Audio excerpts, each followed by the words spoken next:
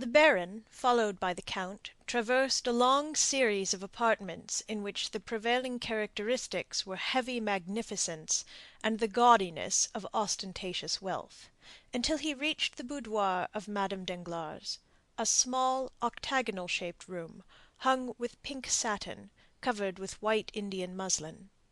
The chairs were of ancient workmanship and materials. Over the doors were painted sketches of shepherds and shepherdesses, after the style and manner of Boucher, and at each side pretty medallions in crayons, harmonizing well with the furnishings of this charming apartment, the only one throughout the great mansion in which any distinctive taste prevailed. The truth was, it had been entirely overlooked in the plan arranged and followed out by M. Danglars and his architect, who had been selected to aid the Baron in the great work of improvement solely because he was the most fashionable and celebrated decorator of the day.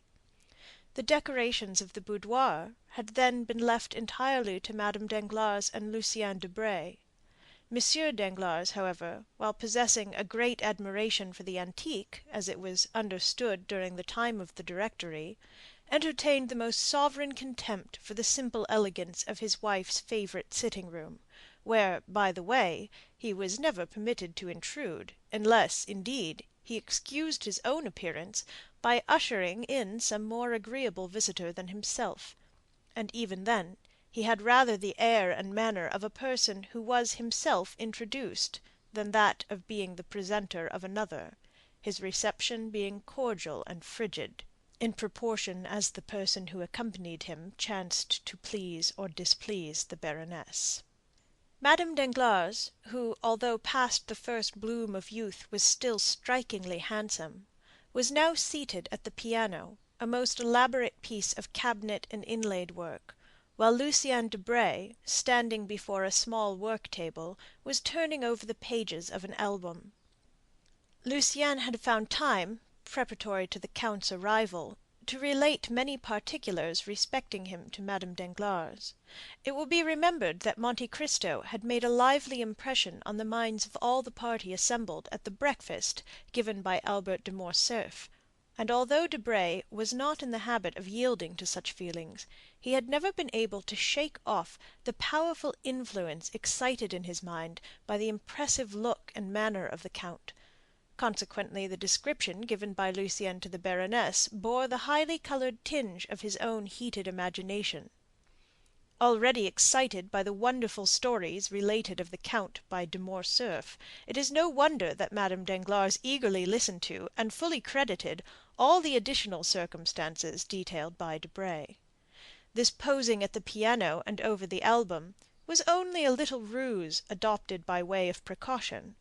A most gracious welcome and unusual smile were bestowed on M. Danglars. The Count, in return for his gentlemanly bow, received a formal though graceful curtsy, while Lucien exchanged with the Count a sort of distant recognition, and with Danglars a free and easy nod.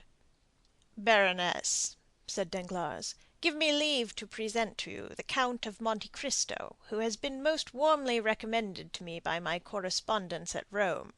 I need but mention one fact to make all the ladies in Paris court his notice, and that is, that he has come to take up his abode in Paris for a year, during which brief period he proposes to spend 6 millions of money. That means balls, dinners, and lawn parties without end, in all of which I trust the Count will remember us, as he may depend upon it we shall him in our own humble entertainments." In spite of the gross flattery and coarseness of this address, Madame Danglars could not forbear gazing with considerable interest on a man capable of expending 6 millions in 12 months, and who had selected Paris for the scene of his princely extravagance. "And when did you arrive here?" inquired she. "Yesterday morning, madam." "Coming, as usual, I presume, from the extreme end of the globe? Pardon me, at least, such I have heard is your custom." "Nay, madam, this time I have merely come from Cadiz." "You have selected a most unfavourable moment for your first visit. Paris is a horrible place in the summer. Balls, parties, and fêtes are over. The Italian opera is in London, the French opera everywhere except in Paris. As for the Théâtre Français, you know, of course, that it is nowhere. The only amusements left us are the indifferent races at the Champ de Mars and Satory. Do you propose entering any horses at either of these races, Count? I shall do whatever they do at Paris, madam, if I have the good fortune to find someone who will initiate me into the prevalent ideas of amusement. Are you fond of horses, Count? I have passed a considerable part of my life in the East, madam, and you are doubtless aware that the Orientals value only two things, the fine breeding of their horses and the beauty of their women. Nay, Count, said the Baroness, it would have been somewhat more gallant to have placed the ladies first. You see, madam, how rightly I spoke when I said I required a preceptor to guide me in all my sayings and doings here. At this instant the favourite attendant of Madame Danglars entered the boudoir, approached her mistress, and spoke some words in an undertone. Madame Danglars turned very pale, then exclaimed, "I cannot believe it. The thing is impossible." "I assure you, madam," replied the woman, "it is as I have said." Turning impatiently toward her husband, Madame Danglars demanded, "Is this true?" "Is what true, madam?" inquired Danglars, visibly agitated. "What my maid tells me." "But what does she tell you?" "That when my coachman was about to harness the horses to my carriage, he discovered that they had been removed from the stables without his knowledge. I desire to know what is the meaning of this." "Be kind enough, madam, to listen to me," said Danglars. "Oh, yes, I will listen, monsieur, for I am most curious to hear what explanation you will give. These two gentlemen shall decide between us. But first I will state the case to them. Gentlemen," continued the Baroness, "among the 10 horses in the stables of Baron Danglars are 2 that belong exclusively to me, a pair of the handsomest and most spirited creatures to be found in Paris. But to you, at least, Monsieur Debray, I need not give a further description, because to you my beautiful pair of dappled greys are well known. Well, I had promised Madame de Villefort the loan of my carriage to drive tomorrow to the Bois, but when my coachman goes to fetch the greys from the stables, they are gone, positively gone. No doubt Monsieur Danglars has sacrificed them to the selfish consideration of gaining some thousands of paltry francs. Oh, what a detestable crew they are, these mercenary speculators!" "Madam," replied Danglars, "the horses were not sufficiently quiet for you. They were scarcely 4 years old, and they made me extremely uneasy on your account." "Nonsense!" retorted the Baroness. "You could not have entertained any alarm on the subject, because you are perfectly well aware that I have had for a month in my service the very best coachman in Paris. But perhaps you have disposed of the coachman as well as the horses." "My dear love, pray do not say any more about them, and I promise you another pair exactly like them in appearance, only more quiet and steady." The Baroness shrugged her shoulders with an air of ineffable contempt, while her husband, affecting not to observe this unconjugal gesture, turned toward Monte Cristo and said, "Upon my word, Count, I am quite sorry not to have met you sooner. You are setting up an establishment, of course?" "Why, yes," replied the Count. "I should have liked to have made you an offer of these horses. I have almost given them away as it is, but as I said before, I was anxious to get rid of them upon any terms. They were only fit for a young man." "I am much obliged by your kind intentions towards me," said Monte Cristo. "But this morning I purchased a very excellent pair of carriage horses, and I do not think they were dear. There they are. Come, Monsieur Debray, you are a connoisseur, I believe. Let me have your opinion upon them." As Debray walked toward the window, Danglars approached his wife. "I could not tell you before the others," he said in a low tone, "the reason of my parting with the horses, but a most enormous price was offered me this morning for them. Some madman or fool, bent upon ruining himself as fast as he can, actually sent his steward to me to purchase them at any cost, and the fact is I have gained 16,000 francs by the sale of them.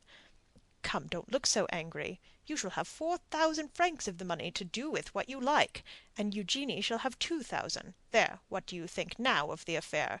Wasn't I right to part with the horses?" Madame Danglars surveyed her husband with a look of withering contempt. "Great heavens!" suddenly exclaimed Debray. "What is it?" asked the Baroness. I cannot be mistaken. There are your horses, the very animals we were speaking of, harnessed to the Count's carriage." "My dappled greys?" demanded the Baroness, springing to the window. "'Tis indeed they," said she. Danglars looked absolutely stupefied. "How very singular!" cried Monte Cristo with well-feigned astonishment. "I cannot believe it," murmured the banker. Madame Danglars whispered a few words in the ear of Debray, who approached Monte Cristo, saying, "The Baroness wishes to know what you paid her husband for the horses." "I scarcely know," replied the count.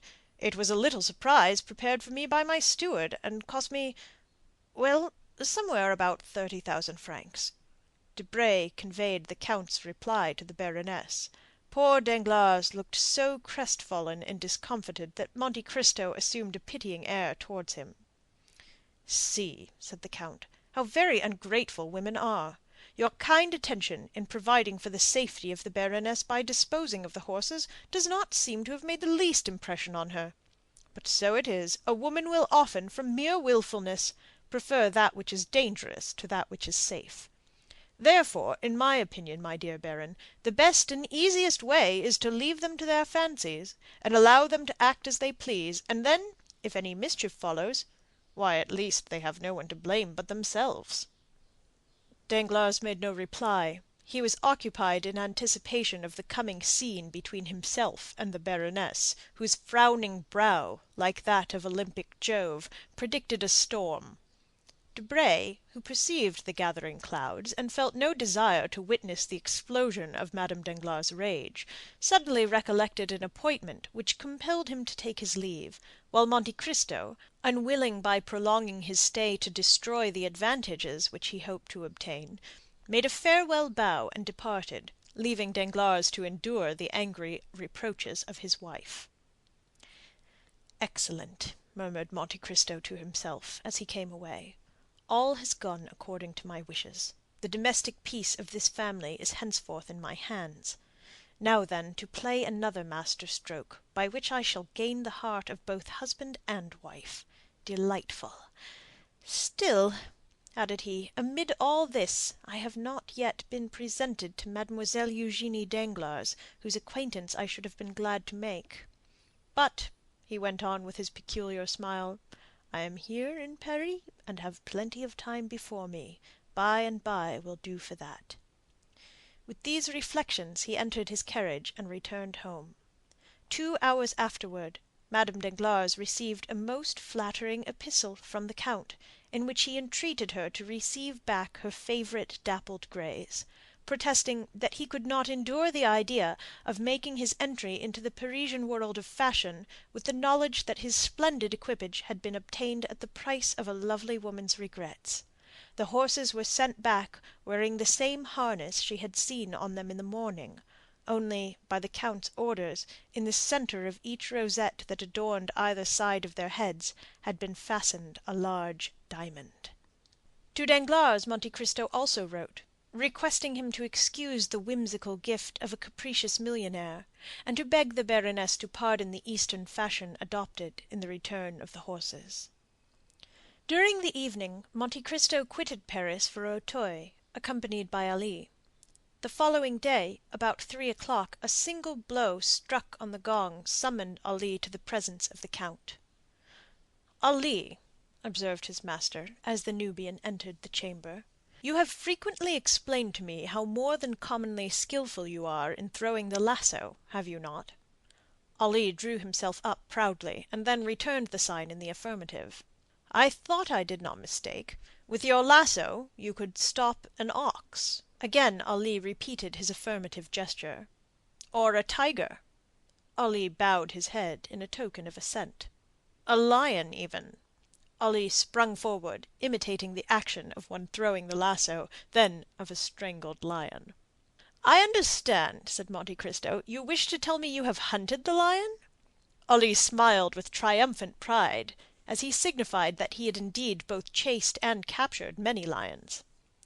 "But do you believe that you could arrest the progress of 2 horses rushing forward with ungovernable fury?" The Nubian smiled. "It is well," said Monte Cristo. "Then listen to me. Ere long a carriage will dash past here, drawn by the pair of dappled grey horses you saw me with yesterday. Now, at the risk of your own life, you must manage to stop these horses before my door." Ali descended to the street, and marked a straight line on the pavement immediately at the entrance of the house, and then pointed out the line he had traced to the Count, who was watching him. The Count patted him gently on the shoulder, his usual mode of praising Ali, who, pleased and gratified with the commission assigned him, walked calmly towards a projecting stone forming an angle of the street and house, began to smoke his chibouk, while Monte Cristo re-entered his dwelling, perfectly assured of the success of his plan. Still, as 5 o'clock approached, and the carriage was momentarily expected by the Count, the indication of more than common impatience and uneasiness might be observed in his manner. He stationed himself in a room commanding a view of the street, pacing the chamber with restless steps, stopping merely to listen from time to time for the sound of approaching wheels, then to cast an anxious glance on Ali. But the regularity with which the Nubian puffed forth the smoke of his chibouk proved that he at least was wholly absorbed in the enjoyment of his favourite occupation. Suddenly a distant sound of rapidly advancing wheels was heard, and almost immediately a carriage appeared, drawn by a pair of wild, ungovernable horses, while the terrified coachman strove in vain to restrain their furious speed. In the vehicle was a young woman and a child of about 7 or 8 clasped in each other's arms. Terror seemed to have deprived them of even the power of uttering a cry. The carriage creaked and rattled as it flew over the rough stones, and the slightest obstacle under the wheels would have caused disaster. But it kept on in the middle of the road, and those who saw it pass uttered cries of terror. Ali suddenly cast aside his chibouk, drew the lasso from his pocket, threw it so skilfully as to catch the forelegs of the near horses in its triple fold, and suffered himself to be dragged on for a few steps by the violence of his shock. The animal then fell over on the pole, which snapped, and therefore prevented the other horse from pursuing its way. Gladly availing himself of this opportunity, the coachman leaped from his box, but Ali had promptly seized the nostrils of the second horse and held them in his iron grasp, till the beast, snorting with pain, sunk beside his companion. All this was achieved in much less time than is occupied in the recital.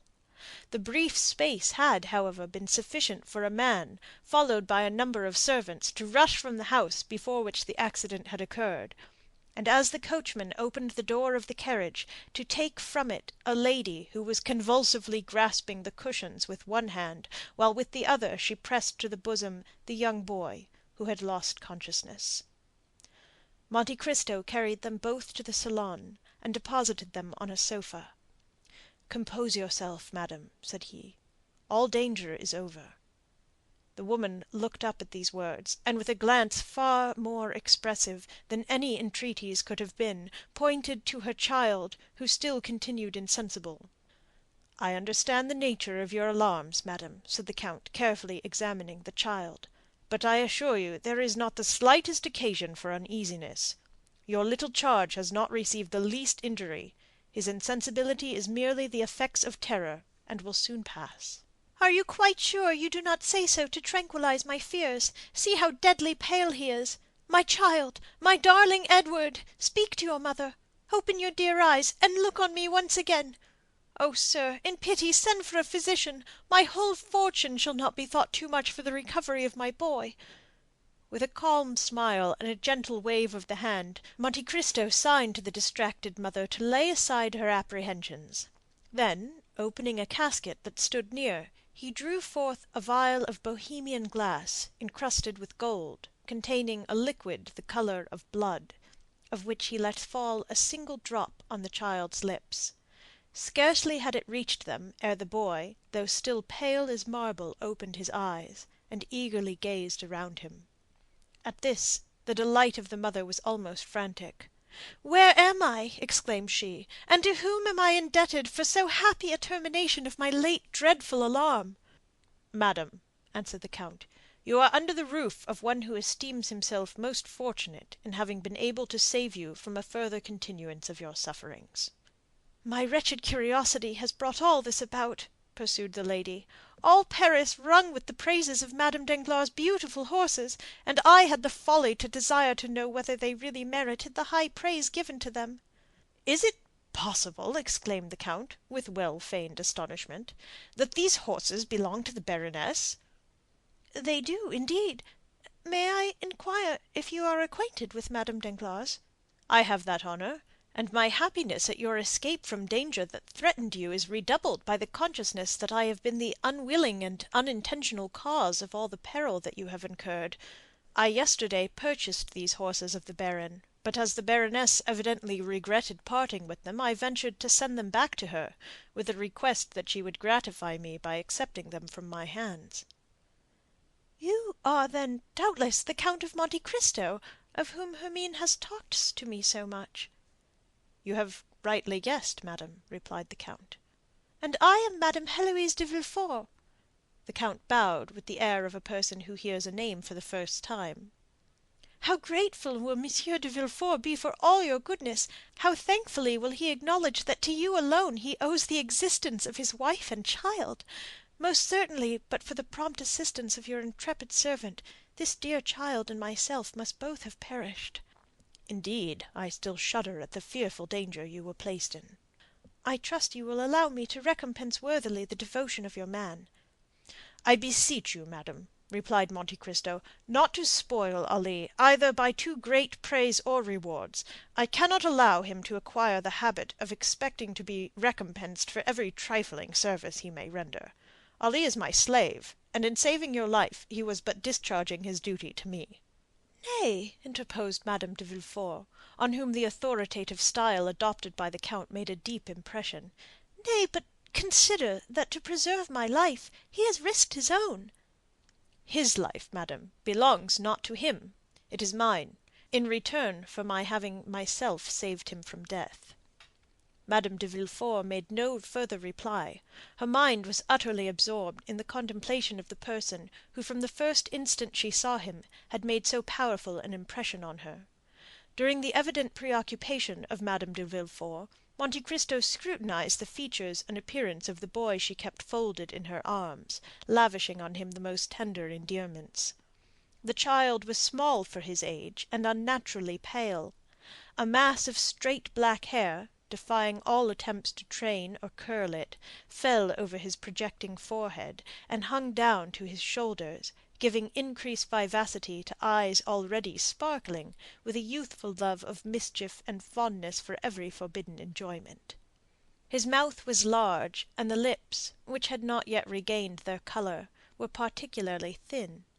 In fact, the deep and crafty look, giving a predominant expression to the child's face, belonged rather to a boy of 12 or 14 than to one so young.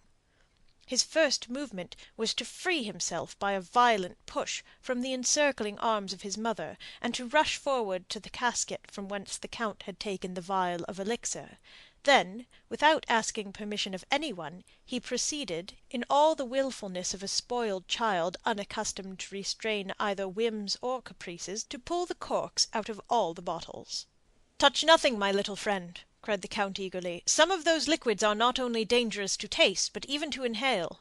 Madame de Villefort became very pale, and, seizing her son's arm, drew him anxiously towards her. But once satisfied of his safety, she also cast a brief but expressive glance on the casket, which was not lost upon the count. At this moment Ali entered. At sight of him, Madame de Villefort uttered an exclamation of pleasure, and holding the child still closer towards her, she said, "Edward, dearest, do you see that good man? He has shown very great courage and resolution, for he exposed his own life to stop the horses that were running away with us, and would certainly have dashed the carriage to pieces. Thank him then, my child, in your very best manner, for had he not come to our aid, neither you nor I would have been alive to speak our thanks." The child stuck out his lips and turned away his head in a disdainful manner, saying, "He's too ugly." The count smiled, as if the child bade fair to realize his hopes, while Madame de Villefort reprimanded her son with a gentleness and moderation very far from conveying the least idea of a fault having been committed.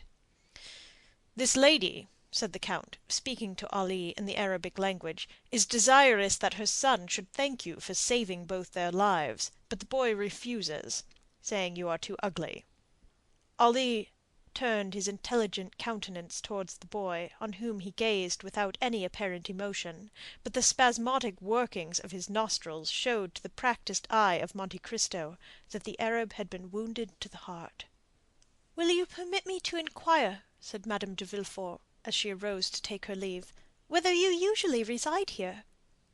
"No, I do not," replied Monte Cristo. "It is a small place I have purchased quite lately. My place of abode is No. 30, Avenue des Champs Élysées.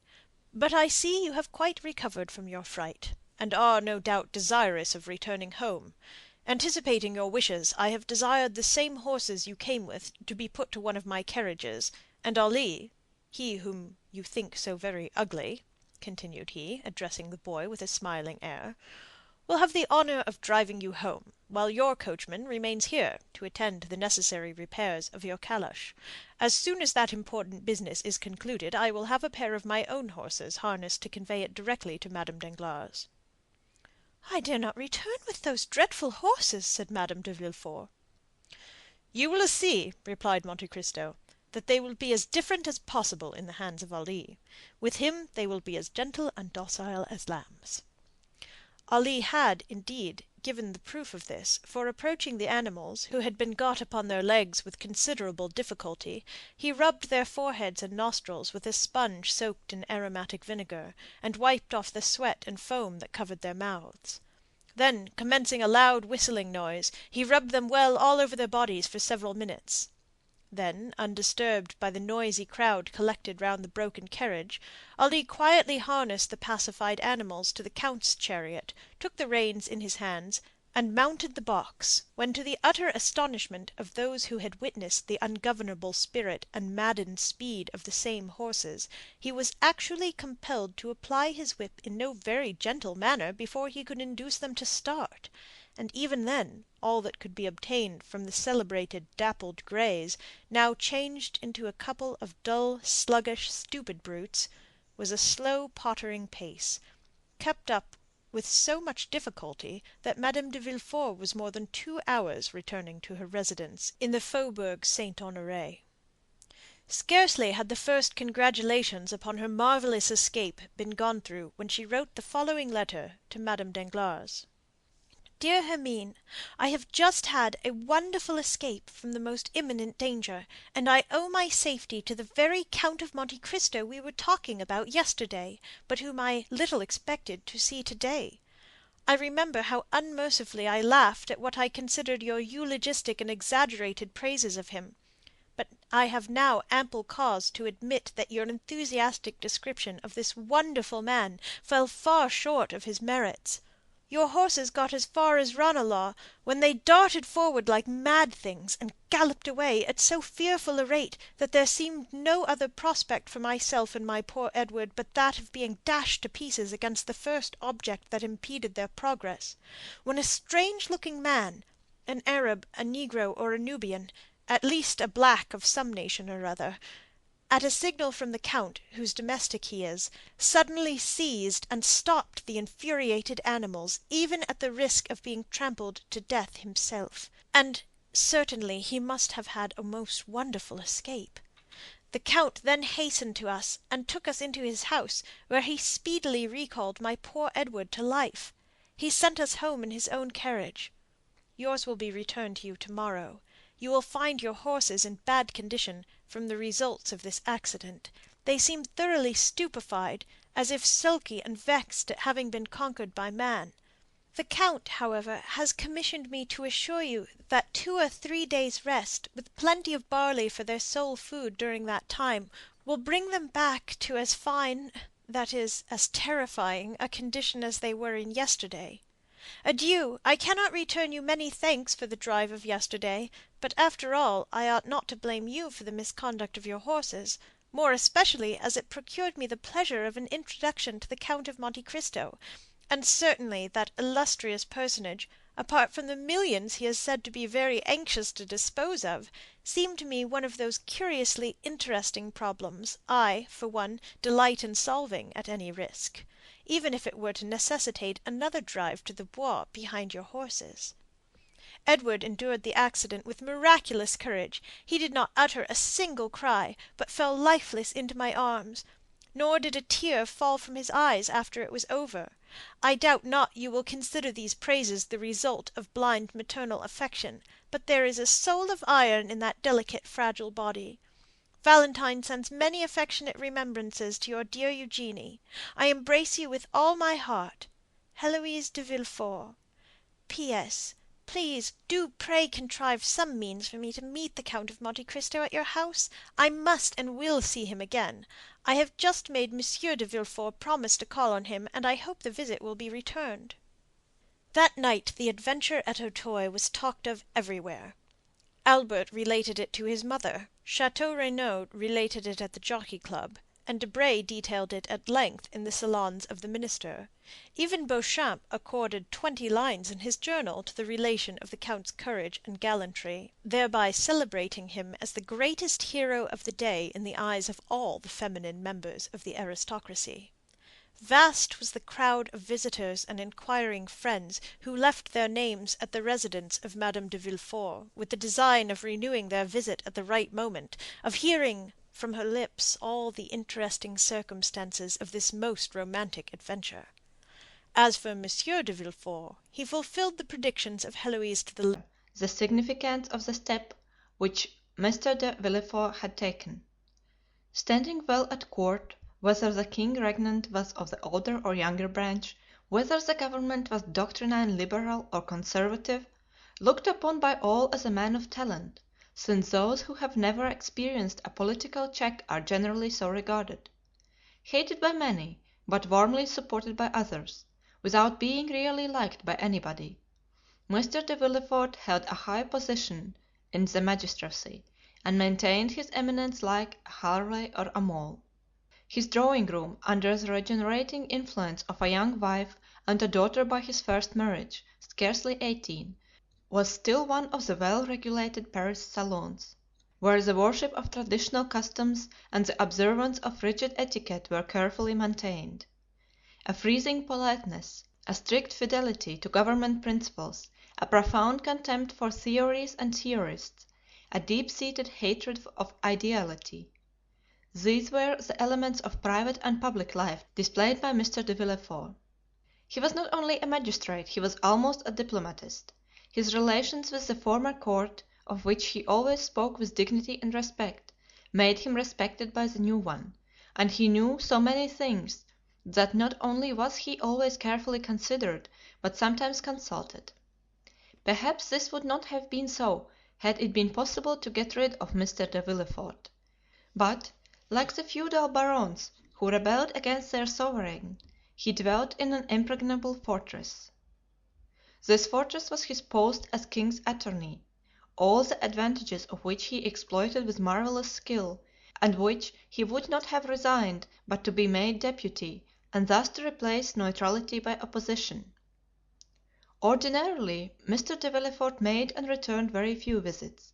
His wife visited for him, and this was the received thing in the world, where the weighty and multifarious occupations of the magistrate were accepted as an excuse for what was really only calculated pride, a manifestation of professed superiority, in fact, the application of the axiom, pretend to think well of yourself and the world will think well of you, an axiom 100 times more useful in society nowadays than that of the Greeks, know thyself, a knowledge for which in our days we have substituted the less difficult and more advantageous science of knowing others. To his friends Mr. de Villefort was a powerful protector, to his enemies he was a silent but bitter opponent. For those who were neither the one nor the other, he was a statue of the law-made man. He had a haughty bearing, a look either steady and impenetrable, or insolently piercing and inquisitorial. 4 successive revolutions had built and cemented the pedestal upon which his fortune was based. Mr. de Villefort had the reputation of being the least curious and the least wearisome man in France. He gave a ball every year, at which he appeared for a quarter of an hour only, that is to say, 45 minutes less than the king is visible at his balls. He was never seen at the theaters, at concerts, or in any place of public resort. Occasionally, but seldom, he played at whist, and then care was taken to select partners worthy of him.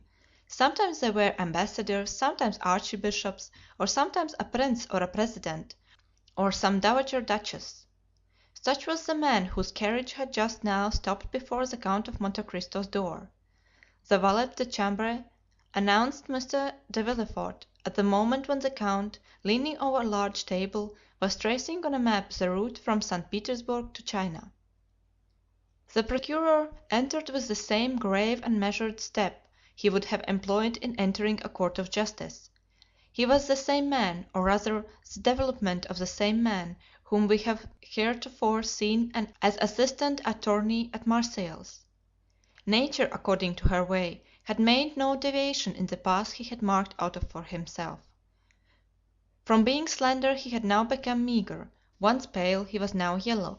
His deep-set eyes were hollow, and the gold spectacles shielding his eyes seemed to be an integral portion of his face. He dressed entirely in black, with the exception of his white tee, and his funereal appearance was only mitigated by the slight line of red ribbon which passed almost imperceptibly through his buttonhole, and appeared like a streak of blood traced with a delicate brush.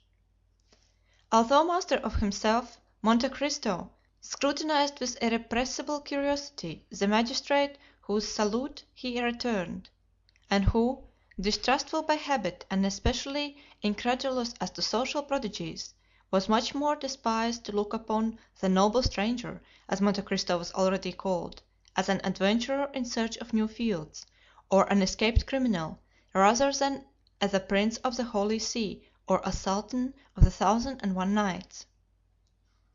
"Sir," said Villefort, in the squeaky tone assumed by magistrates in their oratorical periods, and of which they cannot, or will not, divest themselves in society, "Sir, the signal service which you yesterday rendered to my wife and son has made it a duty for me to offer you my thanks. I have come, therefore, to discharge this duty and to express to you my overwhelming gratitude." And as he said this, the eye severe of the magistrate had lost nothing of its habitual arrogance. He spoke in a voice of the procureur general, with a rigid inflexibility of neck and shoulders which caused his flatterers to say, as we have before observed, that he was the living statue of the law. "Monsieur," replied the count with a chilling air, "I am very happy to have been the means of preserving a son to his mother, for they say that the sentiment of maternity is the most holy of all. And the good fortune which occurred to me, monsieur, might have enabled you to dispense with a duty which, in its discharge, confers an undoubtedly great honor, for I am aware that Mr. de Villefort is not usually lavish of the favor which he now bestows on me, a favor which, however estimable, is unequal to the satisfaction which I have in my own consciousness." Villefort, astonished at this reply, which he by no means expected, started like a soldier who feels the blow leveled at him over the armor he wears, and a curl of his disdainful lip indicated that from that moment he noted in the tablets of his brain that the Count of Monte Cristo was by no means a highly bred gentleman. He glanced around in order to seize on something on which the conversation might turn, and seemed to fall easily on a topic. He saw the map which Monte Cristo had been examining when he entered, and said: "You seem geographically engaged, sir. It is a rich study for you, who, as I learn, have seen as many lands as are delineated on this map." "Yes, sir," replied the count, "I have thought to make of the human race, taken in the mass, what you practice every day on individuals—a physiological study. I have believed it was much easier to descend from the whole to a part than to ascend from a part to the whole. It is an algebraic axiom which makes us proceed from a known to an unknown quantity, and not from an unknown to a known. But sit down, sir, I beg of you." Monte Cristo pointed to a chair, which the procureur was obliged to take the trouble to move forwards himself, while the count merely fell back into his own, on which he had been kneeling when Mr. Villefort entered. Thus the count was halfway turned towards his visitor, having his back towards the window, his elbow resting on the geographical chart which furnished the theme of conversation for the moment, a conversation which assumed, as in the case of the interviews with Danglars and Morcerf, a turn analogous to the persons, if not to the situation. "Ah, you philosophize," replied Villefort, after a moment's silence, during which, like a wrestler who encounters a powerful opponent, he took breath. "Well, sir, really, if, like you, I had nothing else to do, I should seek a more amusing occupation." "Why, in truth, sir," was Monte Cristo's reply, "man is but an ugly caterpillar for him who studies him through a solar microscope. But you said, I think, that I had nothing else to do. Now, really, let me ask, sir, have you? Do you believe you have anything to do? Or to speak in plain terms, do you really think that what you do deserves being called anything?" Villefort's astonishment redoubled at this second thrust so forcibly made by his strange adversary. It was a long time since the magistrate had heard a paradox so strong, or rather, to say the truth more exactly, it was the first time he had ever heard of it. The procureur exerted himself to reply. "Sir," he responded, "you are a stranger, and I believe you say yourself that a portion of your life has been spent in Oriental countries, so you are not aware how human justice, so expeditions in barbarous countries, takes with us a prudent and well-studied course." "Oh, yes, yes, I do, sir. It is the pede claudo of the ancients. I know all that, for it is with the justice of all countries, especially, that I have occupied myself. It is with the criminal procedure of all nations that I have compared natural justice, and I must say, sir, that it is the law of primitive nations, that is, the law of retaliation, that I have most frequently found to be according to the law of God." "If this law were adopted, sir," said the procureur, "it would greatly simplify our legal codes, and in that case the magistrates would not, as you just observed, have much to do." "It may, perhaps, come to this in time," observed Monte Cristo. "You know that human inventions march from the complex to the simple, and simplicity is always perfection." "In the meanwhile," continued the magistrate, "our codes are in full force, with all their contradictory enactments derived from Gallic customs, Roman laws, and Frank usages, the knowledge of all which, you will agree, is not to be acquired without extended labor. It needs tedious study to acquire this knowledge, and, when acquired, a strong power of brain to retain it." "I agree with you entirely, sir. But all that even you know with respect to the French code, I know, not only in reference to that code, but as regards the codes of all nations. The English, Turkish, Japanese, Hindoo laws are as familiar to me as the French laws, and thus I was right when I said to you that relatively—you know that everything is relative, sir—that relatively to what I have done you have very little to do, but that relatively to all I have learned you have yet a great deal to learn." "But with what motive have you learned all this?" inquired Villefort in astonishment. Monte Cristo smiled. "Really, sir," he observed, "I see that in spite of the reputation which you have acquired as a superior man, you look at everything from the material and vulgar view of society, beginning with man and ending with man; that is to say, in the most restricted, most narrow view which it is possible for human understanding to embrace." "Pray, sir, explain yourself," said Villefort, more and more astonished. "I really do not understand you perfectly."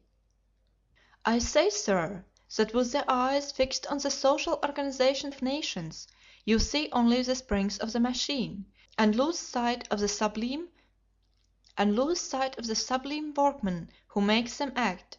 I say that you do not recognize before you and around you any but those office holders whose commissions have been signed by a minister or king. and that the men whom God has put above those office holders, ministers, and kings, by giving them a mission to follow out, instead of a post to fill, I say that they escape your narrow, limited field of observation.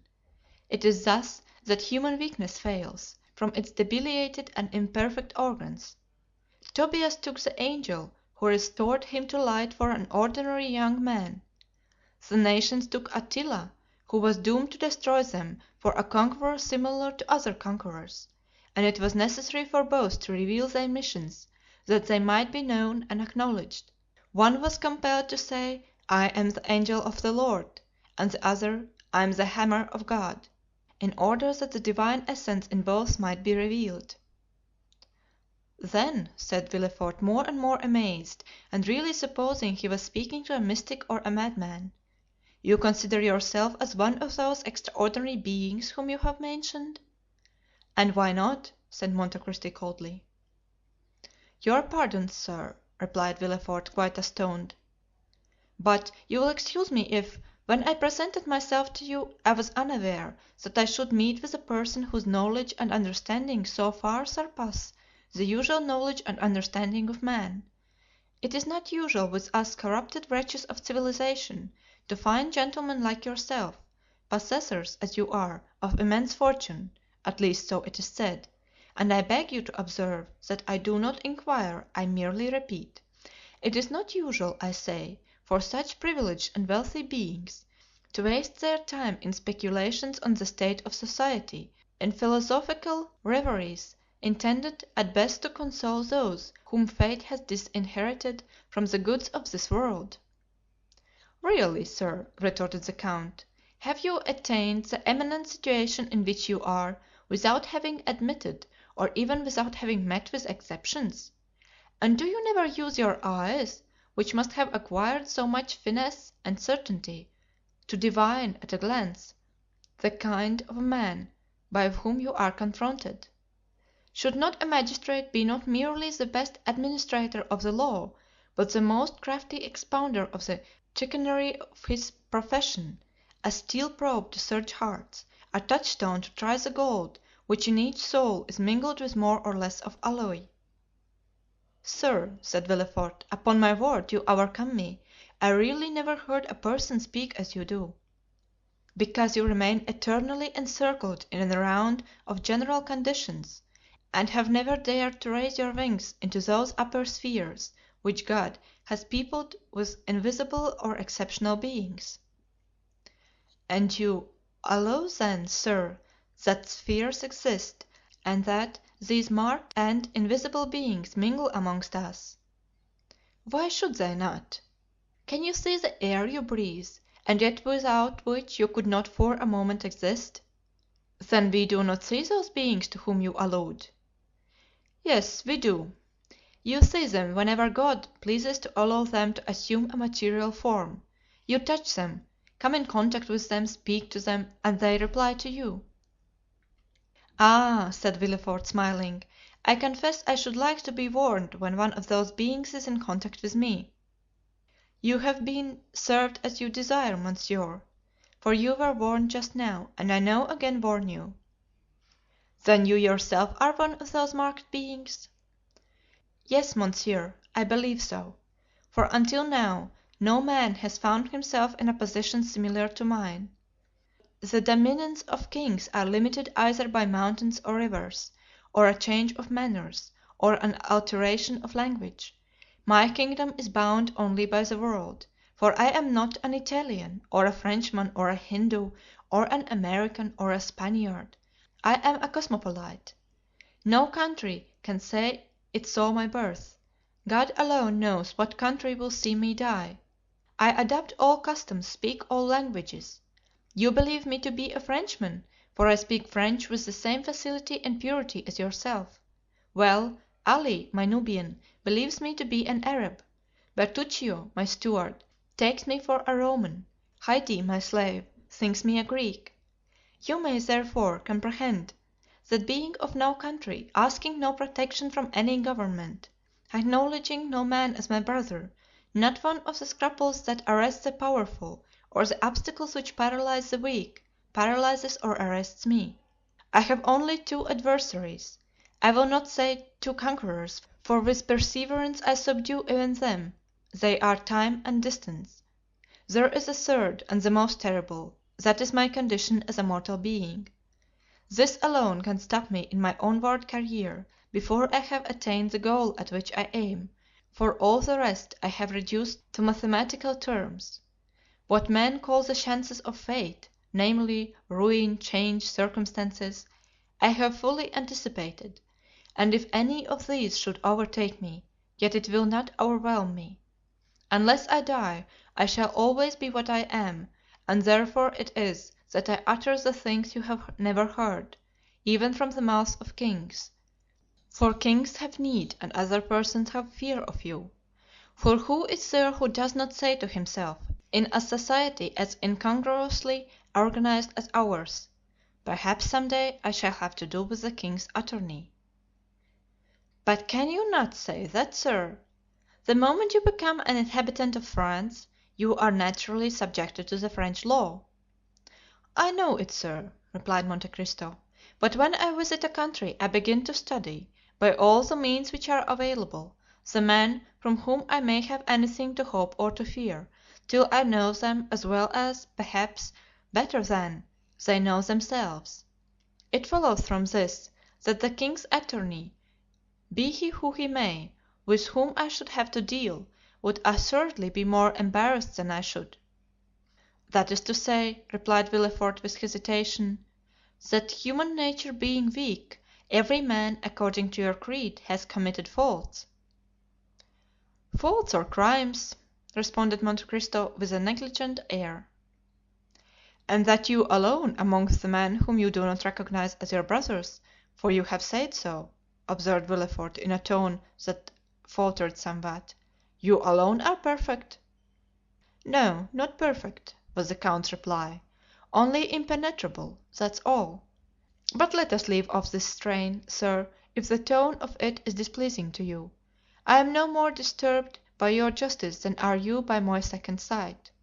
"No, no, by no means," said Villefort, who was afraid of seeming to abandon his grounds. "No, by your brilliant and almost sublime conversation you have elevated me above the ordinary level. We no longer talk, we rise to dissertation.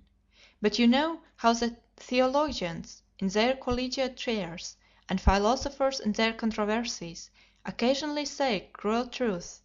Let us suppose for the moment that we are theologizing in a social way, or even philosophically, and I will say to you, rude as it may seem, my brother, you sacrifice greatly to pride. You may be above others, but above you there is God." "Above us all, sir," was Monte Cristo's response, in a tone and with an emphasis so deep that Villefort involuntarily shuddered. "I have my pride for man. Serpents always ready to threaten everyone who would pass without crushing them under foot. But I lay aside that pride before God, who has taken me from nothing to make me what I am." "Then, count, I admire you," said Villefort, who, for the first time in this strange conversation, used the aristocratic form to the unknown personage whom until now he had only called monsieur. "Yes, and I say to you, if you are really strong, really superior, really pious or impenetrable, which you were right in saying amounts to the same thing, then be proud, sir, for that is the characteristic of predominance. Yet you have unquestionably some ambition." "I have, sir." "And what may it be?" "I too, as happens to every man once in his life, have been taken by Satan into the highest mountain in the earth, and when there, he showed me all the kingdoms of the world, and as he said before, so said he to me, 'Child of earth, what wouldst thou have to make thee adore me?' I reflected long, for a gnawing ambition had long preyed upon me, and then I replied, 'Listen, I have always heard of Providence, and yet I have never seen him, or anything that resembles him, or which can make me believe that he exists. I wish to be Providence myself, for I feel that the most beautiful, noblest, most sublime thing in the world is to recompense and punish." Satan bowed his head and groaned. "You mistake," he said.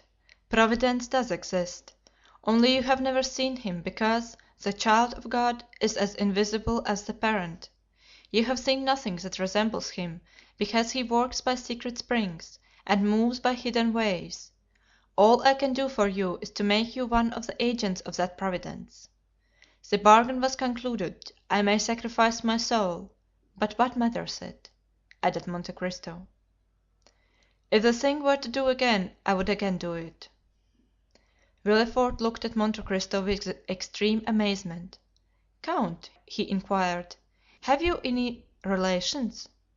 "No, sir, I am alone in the world." "So much the worse." "Why?" asked Monte Cristo. "Because then you might witness a spectacle calculated to break down your pride. You say you fear nothing but death?" "I did not say that I feared it. I only said that death alone could check the execution of my plans." "And old age?" "My end will be achieved before I grow old." "And madness?" "I have been nearly mad, and you know the axiom, 'Non bis in idem.' It is an axiom of criminal law, and, consequently, you understand its full application." "Sir," continued Villefort, "there is something to fear besides death, old age, and madness. For instance, there is apoplexy, that lightning stroke which strikes but does not destroy you, and yet which brings everything to an end. You are still yourself as now, and yet you are yourself no longer. You who, like Ariel, verge on the angelic, are but an inert mass which, like Caliban, verges on the brutal, and this is called, in human tongues, as I tell you, neither more nor less than apoplexy. Come, if so you will, count, and continue this conversation at my house; any day you may be willing to see an adversary capable of understanding and anxious to refute you, and I will show you my father, Mr. Noirtier de Villefort, one of the most fiery Jacobins of the French Revolution; that is to say, he had the most remarkable audacity, seconded by a most powerful organization; a man who has not, perhaps, like yourself, seen all the kingdoms of the earth, but who has helped to overturn one of the greatest; in fact, a man who believed himself, like you, one of the envoys, not of God, but of a supreme being, not of Providence, but of Fate. Well, sir, the rupture of a blood vessel on the lobe of the brain has destroyed all this, not in a day, not in an hour, but in a second. Mr. Noirtier, who, on the previous night, was the old Jacobin, the old senator, the old Carbonero, laughing at the guillotine, the cannon, and the dagger; Mr. Noirtier, playing with revolutions; Mr. Noirtier, for whom France was a vast chess board from which pawns, rooks, knights, and queens were to disappear, so that the king was checkmated. Mr. Noirtier, the redoubtable, was the next morning poor Mr. Noirtier, the helpless old man, at the tender mercies of the weakest creature in the household, that is, his grandchild, Valentine. A dumb and frozen carcass, in fact, living painlessly on, that time may be given for his frame to decompose without his consciousness of its decay." "Alas, sir," said Monte Cristo, "this spectacle is neither strange to my eye nor my thought. I am something of a physician, and have, like my fellows, thought more than once for the soul in living and in dead matter; yet, like Providence, it has remained invisible to my eyes, although present to my heart. 100 writers since Socrates, Seneca, St. Augustine, and Gall, have made, in verse and prose, the comparison you have made, and yet I can well understand that a father's sufferings may effect great changes in the mind of a son. I will call on you, sir, since you bid me contemplate, for the advantage of my pride, this terrible spectacle, which must have been so great a source of sorrow to your family." "It would have been so, unquestionably, had not God given me so large a compensation. In contrast with the old man, who is dragging his way to the tomb, are two children just entering into life. Valentine, the daughter by my first wife, Mademoiselle Renée de Saint Méran, and Edward, the boy whose life you have this day saved." "And what is your deduction from this compensation, sir?" inquired Monte Cristo. "My deduction is," replied Villefort, "that my father, led away by his passions, has committed some fault unknown to human justice, but marked by the justice of God; that God, desirous in his mercy to punish but one person, has visited this justice on him alone." Monte Cristo, with a smile on his lips, uttered in the depths of his soul a groan which would have made Villefort fly had he but heard it. "Adieu, sir," said the magistrate, who had risen from his seat. "I leave you, bearing a remembrance of you, a remembrance of esteem, which I hope will not be disagreeable to you when you know me better, for I am not a man to bore my friends, as you will learn. Besides, you have made an eternal friend of Madame de Villefort." The count bowed, and contented himself with seeing Villefort to the door of his cabinet, the procureur being escorted to his carriage by two footmen, who, on a signal from their master, followed him with every mark of attention. When he had gone, Monte Cristo breathed a profound sigh, and said, "Enough of this poison, let me now seek the antidote." Then, sounding his bell, he said to Ali, who entered, "I am going to—" That the new, or rather old acquaintances of the Count of Monte Cristo, residing in the Rue Meslay, were no other than Maximilian, Julie, and Emmanuel, the very anticipations of delight to be enjoyed in his forthcoming visits. The bright, pure gleam of heavenly happiness it diffused over the almost deadly warfare in which he had voluntarily engaged, illumined his whole countenance with a look of ineffable joy and calmness, as, immediately after Villefort's departure, his thoughts flew back to the cheering prospect before him of tasting, at least, a brief respite from the fierce and stormy passions of his mind. Even Ali, who had hastened to obey the count's summons, went forth from his master's presence in charmed amazement at the unusual animation and pleasure depicted on features ordinarily so stern and cold, while, as though dreading to put to flight the agreeable ideas hovering over his patron's meditations, whatever they were, the faithful Nubian walked on tiptoe toward the door, holding his breath, lest its faintest sound should dissipate his master's happy revelry. It was noon, and Monte Cristo had set apart 1 hour to be passed in the apartments of Haydée, as though his oppressed spirit could not all at once admit the feeling of pure and unmixed joy, but required a gradual succession of calm and gentle emotions to prepare his mind to receive full and perfect happiness, in the same manner as ordinary natures demand to be inured by degrees to the reception of strong or violent sensations. The young Greek, as we have already said, occupied apartments wholly unconnected with those of the count. The rooms had been fitted up in strict accordance with Oriental ideas. The floors were covered with the richest carpets Turkey could produce, the halls hung with brocaded silk of the most magnificent designs and texture, while around each chamber luxurious divans were placed, with piles of soft and yielding cushions, that needed only to be arranged at the pleasure or convenience of such as sought repose, Haydée, and 3 French maids, and one who was a Greek. The first 3 remained constantly in a small waiting room, ready to obey the summons of a small golden bell, or to receive the orders of the Romaic slave, who knew just enough French to be able to transmit her mistress's wishes to the 3 other waiting women. The latter had received most peremptory instructions from Monte Cristo to treat Haydée with all the deference they would observe to a queen. The young girl herself generally passed her time in the chamber at the farther end of her apartments. This was a sort of boudoir, circular, and lighted only from the roof, which consisted of rose-colored glass. Haydée was reclining upon soft downy cushions covered with blue satin, spotted with silver. Her head, supported by one of her exquisitely molded arms, rested on the divan immediately behind her, while the other was employed in adjusting to her lips the coral tube of a rich narghile, through whose flexible pipe she drew the smoke fragrant by its passage through perfumed water. Her attitude, though perfectly natural for an Eastern woman, would, in a European, have been deemed too full of coquettish straining after effect.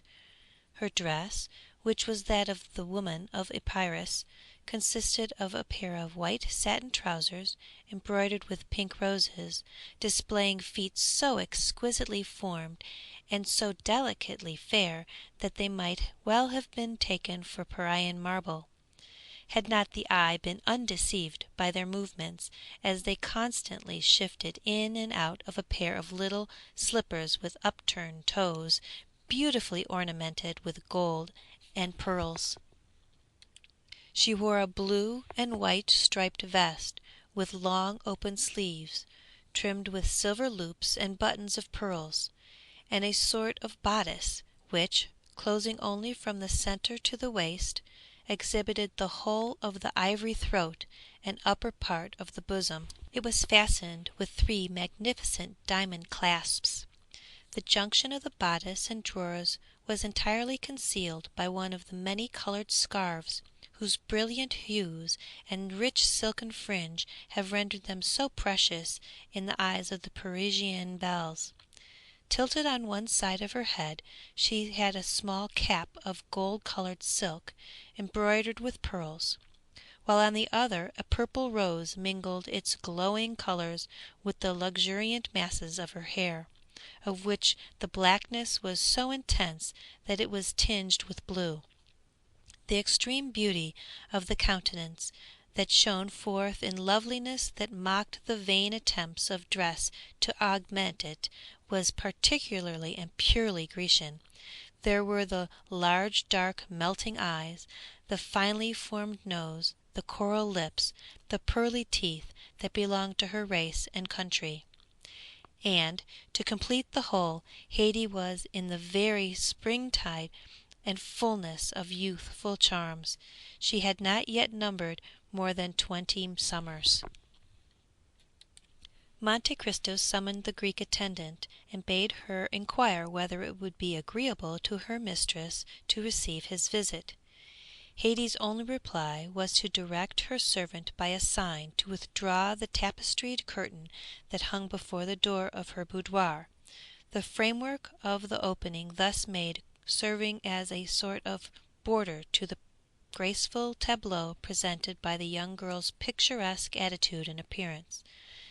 As Monte Cristo approached, she leaned upon the elbow of the arm that held the narghile, and extending to him her other hand, said, with a smile of captivating sweetness, in the sonorous language spoken by the women of Athens and Sparta, "Why demand permission ere you enter?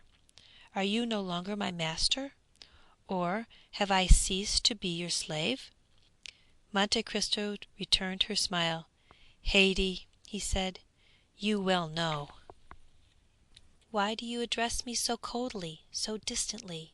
asked the young Greek. "Have I by any means displeased you? Oh, if so, punish me as you will, but do not speak to me in tones and manner so formal and constrained." "Haidee," replied the Count, "you know that you are now in France, and are free." "Free to do what?" asked the young girl. "Free to leave me." "Leave you? Why should I leave you?" "That is not for me to say, but we are now about to mix in society, to visit and be visited. I don't wish to see anybody but you, and should you see one whom you could prefer, I would not be so unjust.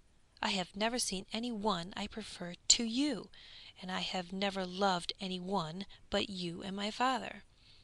"My poor child," replied Monte Cristo, "that is merely because your father and myself are the only men who have ever talked to you." "I don't want anybody else to talk to me.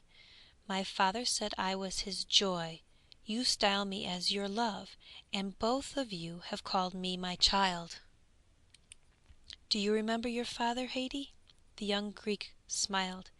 "He is here, and here," said she, touching her eyes and her heart. "And where am I?" inquired Monte Cristo laughingly. "You!" she cried, with tones of thrilling tenderness. "You are everywhere!" Monte Cristo took the delicate hand of the young girl in his, and was about to raise it to his lips, when the simple child of nature hastily withdrew it, and presented her cheek. "You now understand, Haydée," said the Count, "that from this moment you are absolutely free, that here you exercise unlimited sway, and are at liberty to lay aside or continue the custom of your country, as it may suit your inclination. Within this mansion you are absolute mistress of your actions, and may go abroad or remain in your apartments as may seem most agreeable to you. A carriage waits your orders, and Ali and Maithro will accompany you wheresoever you desire to go. There is but one favor I would entreat of you." "Speak." "Guard carefully the secret of your birth. Make no allusion to the past, nor upon any occasion be induced to pronounce the names of your illustrious father or ill-fated mother. I have already told you, my lord, that I shall see no one. It is possible, Haydée, that so perfect a seclusion, though comfortable with the habits and customs of the East, may not be practicable in Paris. Endeavor, then, to accustom yourself to our manner of living in these northern climes, as you did to those of Rome, Florence, Milan, and Madrid. It may be useful to you one of these days, whether you remain here or return to the East." The young girl raised her tearful eyes towards Monte Cristo as she said with touching earnestness, "Whether we return to the East, you mean to say, my lord, do you not?" "My child," returned Monte Cristo, "you know full well that whenever we part, it will be no fault or wish of mine. The tree forsakes not the flower falls from the tree." "My lord," replied Haydée, "I never will leave you, for I am sure I cannot exist without you." "My poor girl, in 10 years I shall be old, and you will be still young.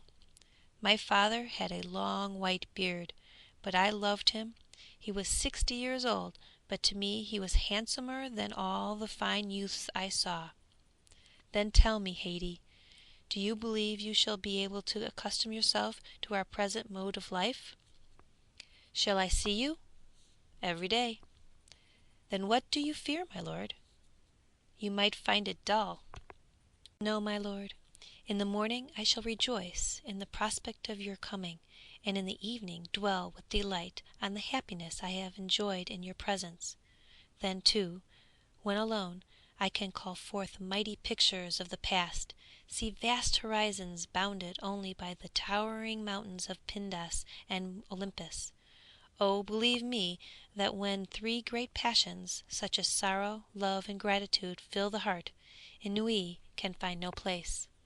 "You are a worthy daughter of Epirus, Haydée, and your charming and poetical ideas prove well your descent from the race of goddesses who claim your country as their birthplace. Depend on my care to see that your youth is not blighted, or suffered to pass away in ungenial solitude, and of this be well assured, that if you love me as a father, I love you as a child." "You are wrong, my lord. The love I have for you is very different from the love I had for my father." "My father died, but I did not die. If you were to die, I should die too." The Count, with a smile of profound tenderness, extended his hand, and she carried it to her lips. Monte Cristo, thus attuned to the interview he proposed to hold with Morrel and his family, departed, murmuring as he went these lines of Pindar: "Youth is a flower of which love is the fruit.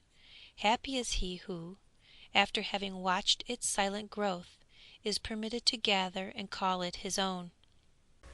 In the concierge that opened the gate the count recognized Coquel's, but as he had but one eye, and that eye had become somewhat dim in the course of 9 years, Coquel's did not recognize the count. The carriages that drove up to the door were compelled to turn, to avoid a fountain that played in a basin of rockwork, an ornament that had excited the jealousy of the whole quarter, and had gained for the place the appellation of the Little Versailles. It is needless to add that there were gold and silver fish in the basin. The house, with kitchens and cellars below, had above the ground floor 2 stories and attics. The whole of the property, consisting of an immense workshop, 2 pavilions at the bottom of the garden, and the garden itself, had been purchased by Emmanuel, who had seen at a glance that he could make of it a profitable speculation. He had reserved the house and half the garden, and building a wall between the garden and the workshops, had let them upon lease with the pavilions at the bottom of the garden, so that for a trifling sum he was as well lodged and as perfectly shut out from observation as the inhabitants of the finest mansion in the Faubourg Saint-Germain. The breakfast room was finished in oak, the salon in mahogany, and the furnishings were of blue velvet. The bedroom was in citron wood and green damask. There was a study for Emmanuel, who never studied, and a music room for Julie, who never played. The whole of the second story was set apart for Maximilian. It was precisely similar to his sister's apartments, except that for the breakfast parlor he had a billiard room, where he received his friends. He was superintending the grooming of his horse, and smoking his cigar at the entrance of the garden, when the Count's carriage stopped at the gate. Coquels opened the gate, and Baptistine, springing from the box, inquired whether Monsieur and Madame Herbeau and Monsieur Maximilien Morrel would see His Excellency the Count of Monte Cristo. "The Count of Monte Cristo!" cried Morrel, throwing away his cigar and hastening to the carriage. "I should think we would see him. Ah, 1,000 thanks, Count, for not having forgotten your promise." And the young officer shook the Count's hand so warmly that Monte Cristo could not be mistaken as to the sincerity of his joy, and he saw that he had been expected with impatience and was received with pleasure. "Come, come," said Maximilian, "I will serve as your guide. Such a man as you ought not to be introduced by a servant. My sister is in the garden plucking the dead roses. My brother is reading his 2 papers, the Press and the Débats, within 6 steps of her. For wherever you see Madame Herbeau, you have only to look within a circle of 4 yards, and you will find Monsieur Emmanuel, and reciprocally, as they say at the Polytechnic School." At the sound of their steps, a young woman of 20 to 25, dressed in a silk morning gown, and busily engaged in plucking the dead leaves off a noisette rose tree, raised her head. This was Julie, who had become, as the clerk of the house of Thomson and French had predicted, Madame Emmanuel Herbeau. She uttered a cry of surprise at the sight of a stranger, and Maximilian began to laugh.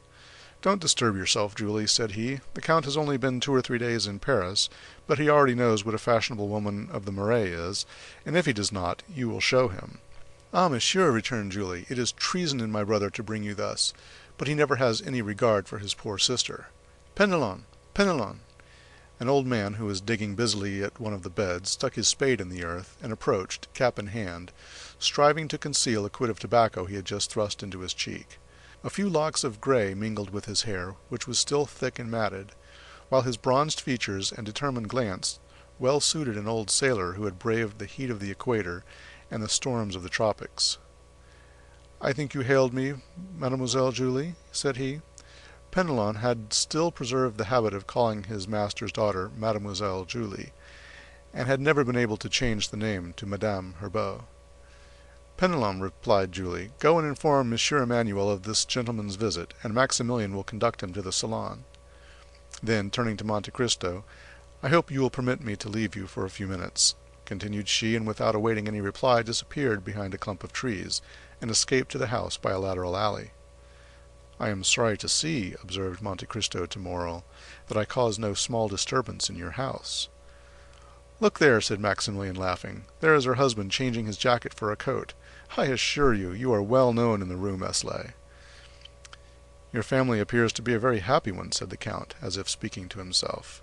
"Oh yes, I assure you, Count, they want nothing that can render them happy. They are young and cheerful, they are tenderly attached to each other, and with 25,000 francs a year they fancy themselves as rich as Rothschild." 25,000 francs is not a large sum, however," replied Monte Cristo, with a tone so sweet and gentle that it went to Maximilian's heart like the voice of a father. "But they will not be content with that. Your brother-in-law is a barrister, a doctor?" "He was a merchant, monsieur, and had succeeded to the business of my poor father. Monsieur Morrel, at his death, left 500,000 francs, which were divided between my sister and myself, for we were his only children. Her husband, who when he married her had no other patrimony than his noble probity, his first-rate ability, and his spotless reputation, wished to possess as much as his wife. He labored and toiled until he had amassed 250,000 francs. 6 years sufficed to achieve this object. Oh, I assure you, sir, it was a touching spectacle to see these young creatures, destined by their talents for higher stations, toiling together, and through their unwillingness to change any of the customs of their paternal house, taking 6 years to accomplish what less scrupulous people would have effected in 2 or 3. Marseille resounded with their well-earned praises. At last, one day, Emmanuel came to his wife, who had just finished making up the accounts. "Julie," said he to her, "Coquels has just given me the last rouleau of 100 francs. That completes the 250,000 francs we had fixed as the limits of our gains. Can you content yourself with the small fortune which we possess for the future? Listen to me. Our house transacts business to the amount of 1,000,000 a year, from which we derive an income of 40,000 francs. We can dispose of the business, if we please, in an hour, for I have received a letter from M. Delaunay, in which he offers to purchase the goodwill of the house, to unite it with his own, for 300,000 francs. Advise me what I had better do." "Emmanuel," returned my sister, "the house of Morel can only be carried on by a Morel. Is it not worth 300,000 francs to save our father's name from the chances of evil fortune and failure?" "I thought so," replied Emmanuel, "but I wish to have your advice." "This is my counsel. Our accounts are made up and our bills paid. All we have to do is to stop the issue of any more, and close our office." This was done instantly. It was 3 o'clock. At a quarter past a merchant presented himself to insure 2 ships. It was a clear profit of 15,000 francs.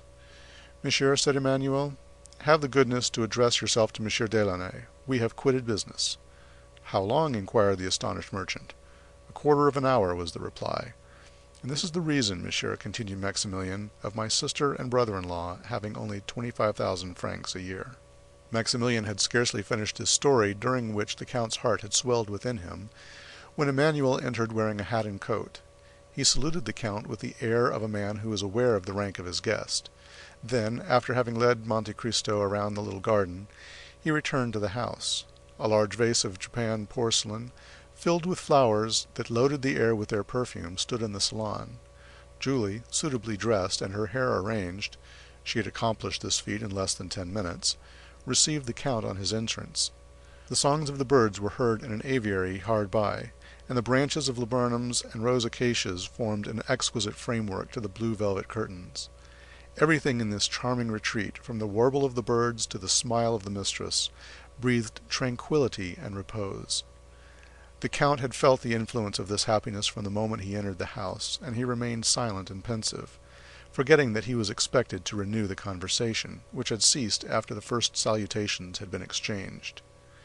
The silence became almost painful when, by a violent effort, tearing himself from his pleasing reverie, "Madame," he said at length, "I pray you to excuse my emotion, which must astonish you who are only accustomed to the happiness I meet here. But contentment is so new a sight to me that I could never be weary of looking at yourself and your husband."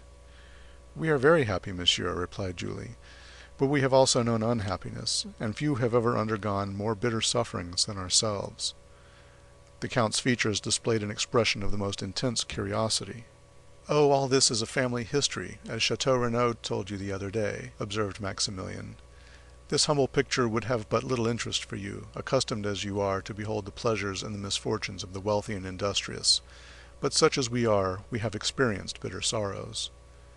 "And God has poured balm into your wounds, as he does into those of all who are in affliction?" said Monte Cristo inquiringly. "Yes, Count," returned Julie, "we may indeed say he has, for he has done for us what he grants only to his chosen. He sent us one of his angels." The Count's cheeks became scarlet, and he coughed in order to have an excuse for putting his handkerchief to his mouth. "Those born to wealth, and who have the means of gratifying every wish," said Emmanuel, "know not what is the real happiness of life, just as those who have been tossed on the stormy waters of the ocean on a few frail planks can alone realize the blessings of fair weather." Monte Cristo rose, and without making any answer, for the tremulousness of his voice would have betrayed his emotion, walked up and down the apartment with a slow step. "Our magnificence makes you smile, Count," said Maximilian, who had followed him with his eyes. "No, no," returned Monte Cristo, pale as death, pressing one hand on his heart to still its throbbings, while with the other he pointed to a crystal cover, beneath which a silken purse lay on a black velvet cushion. I was wondering what could be the significance of this purse, with the paper at one end and the large diamond at the other. "Count," replied Maximilian with an air of gravity, "those are our most precious family treasures." "The stone seems very brilliant," answered the Count. "Oh, my brother does not allude to its value, although it has been estimated at 100,000 francs. He means that the articles contained in this purse are the relics of the angel I spoke of just now." "This I do not comprehend, and yet I may not ask for an explanation, madame," replied Monte Cristo, bowing. "Pardon me, I had no intention of committing an indiscretion." "Indiscretion? Oh, you make us happy by giving us an excuse for expatiating on this subject. If we wanted to conceal the noble action this purse commemorates, we should not expose it thus to view. Oh, would we could relate it everywhere, and to every one, so that the emotion of our unknown benefactor might reveal his presence." "Ah, really?" said Monte Cristo in a half-stifled voice. "Monsieur," returned Maximilian, raising the glass cover, and respectfully kissing the silken purse, "this has touched the hand of a man who saved my father from suicide, us from ruin, and our name from shame and disgrace. A man by whose matchless benevolence we poor children, doomed to want and wretchedness, can at present hear every one envying our happy lot. This letter," as he spoke, Maximilian drew a letter from the purse and gave it to the Count, "this letter was written by him the day that my father had taken a desperate resolution, and this diamond was given by the generous unknown to my sister as her dowry." Monte Cristo opened the letter and read it with an indescribable feeling of delight. It was the letter written, as our readers know, to Julie, and signed Sinbad the Sailor. "Unknown, you say, is the man who rendered you this service? Unknown to you?" "Yes, we have never had the happiness of pressing his hand," continued Maximilian. "We have supplicated heaven in vain to grant us this favor, but the whole affair has had a mysterious meaning that we cannot comprehend. We have been guided by an invisible hand, a hand as powerful as that of an enchanter." "Oh," cried Julie, "I have not lost all hope of some day kissing that hand as I now kiss the purse which he has touched. 4 years ago Penelon was at Trieste. Penelon, Count, is the old sailor you saw in the garden, and who from quartermaster has become gardener. Penelon, when he was at Trieste, saw on the quay an Englishman, who was on the point of embarking on board a yacht, and he recognized him as the person who called on my father the 5th of June, 1829, and who wrote me this letter on the 5th of September. He felt convinced of his identity, but he did not venture to address him." "An Englishman," said Monte Cristo, who grew uneasy at the attention with which Julie looked at him. "An Englishman, you say?" "Yes," replied Maximilian, "an Englishman who represented himself as the confidential clerk of the house of Thomson and French, at Rome. It was this that made me start when you said the other day, at Monsieur de Morcerf's, that Messieurs Thomson and French were your bankers. That happened, as I told you, in 1829. For God's sake tell me, did you know this Englishman?" "But you tell me also that the house of Thomson and French have constantly denied having rendered you this service." "Yes." "Then is it not probable that this Englishman may be someone who, grateful for a kindness your father had shown him, and which he himself had forgotten, has taken this method of requiting the obligation?" "Everything is possible in this affair, even a miracle." "What was his name?" asked Monte Cristo. "He gave no other name," answered Julie, looking earnestly at the Count, "than that at the end of his letter, Sinbad the Sailor, which is evidently not his real name, but a fictitious one." Then, noticing that Julie was struck with the sound of his voice, "Tell me," continued he, "was he not about my height, perhaps a little taller, with his chin imprisoned, as it were, in a high cravat, his coat closely buttoned up, and constantly taking out his pencil?" "Oh, do you know him, then?" cried Julie, whose eyes sparkled with joy. "No," returned Monte Cristo, "I only guessed. I knew a Lord Wilmore who was constantly doing actions of this kind." "Without revealing himself?" "He was an eccentric being, and did not believe in the existence of gratitude." "Oh, heaven!" exclaimed Julie, clasping her hands. "In what did he believe, then?" "He did not credit it at the period which I knew him," said Monte Cristo, touched to the heart by the accents of Julie's voice. "But perhaps since then he has had proofs that gratitude does exist." "And do you know this gentleman, monsieur?" inquired Emmanuel. "Oh, if you do know him," cried Julie, "can you tell us where he is? Where we can find him? Maximilian, Emmanuel, if we do but discover him, he must believe in the gratitude of the heart." Monte Cristo felt tears start into his eyes, and he again walked hastily up and down the room. "In the name of heaven," said Maximilian, "if you know anything of him, tell us what it is." "Alas!" cried Monte Cristo, striving to repress his emotion, "if Lord Wilmore was your unknown benefactor, I fear you will never see him again. I parted from him 2 years ago at Palermo, and he was then on the point of setting out for the most remote regions, so that I fear he will never return." "Oh, monsieur, this is cruel of you," said Julie, much affected, and the young lady's eyes swam with tears. "Madame," replied Monte Cristo gravely, and gazing earnestly on the 2 liquid pearls that had trickled down Julie's cheeks, "had Lord Wilmore seen what I now see, he would become attached to life, for the tears you shed would reconcile him to mankind." And he held out his hand to Julie, who gave him hers, carried away by the look and accent of the count. "But," continued she, "Lord Wilmore had a family or friends. He must have known someone. Can we not—" "Oh, it is useless to inquire," returned the count. "Perhaps, after all, he was not the man you seek for. He was my friend, he had no secrets from me, and if this had been so, he would have confided in me." "And he told you nothing?" "Not a word." "Nothing that would lead you to suppose?" "Nothing." "And yet you spoke of him at once." "Ah, in such a case one supposes—" "Sister, sister," said Maximilian, coming to the count's aid, "monsieur is quite right. Recollect what our excellent father so often told us. It was no Englishman that thus saved us." Monte Cristo started. "What did your father tell you, Monsieur Morrel?" he said eagerly. "My father thought that this action had been miraculously performed. He believed that a benefactor had arisen from the grave to save us. Oh, it was a touching superstition, monsieur, and although I did not myself believe it, I would not for the world have destroyed my father's faith. How often he did muse over it and pronounce the name of a dear friend, a friend lost to him forever, and on his deathbed, when the near approach of eternity seemed to have illumined his mind with supernatural light, this thought, which had until then been but a doubt, became a conviction, and his last words were, 'Maximilian, it was Edmond Dantès.'" At these words the count's paleness, which had for some time been increasing, became alarming. He could not speak. He looked at his watch like a man who has forgotten the hour, said a few hurried words to Madame Herbaut, and pressing the hands of Emmanuel and Maximilian, "Madame," said he, "I trust you will allow me to visit you occasionally. I value your friendship and feel grateful to you for your welcome, for this is the first time for many years that I have thus yielded to my feelings," and he hastily quitted the apartment. "This Count of Monte Cristo is a strange man," said Emmanuel. "Yes," answered Maximilian, "but I feel sure he is an excellent." And in the rear of one of the most imposing mansions in this rich neighborhood, where the various houses vie with each other for elegance of design and magnificence of construction, extended a large garden, where the wide-spreading chestnut trees raised their heads high above the walls in a solid rampart, and with the coming of every spring scattered a shower of delicate pink and white blossoms into the large stone vases that stood upon the 2 square pilasters of a curiously wrought iron gate that dated from the time of Louis XII.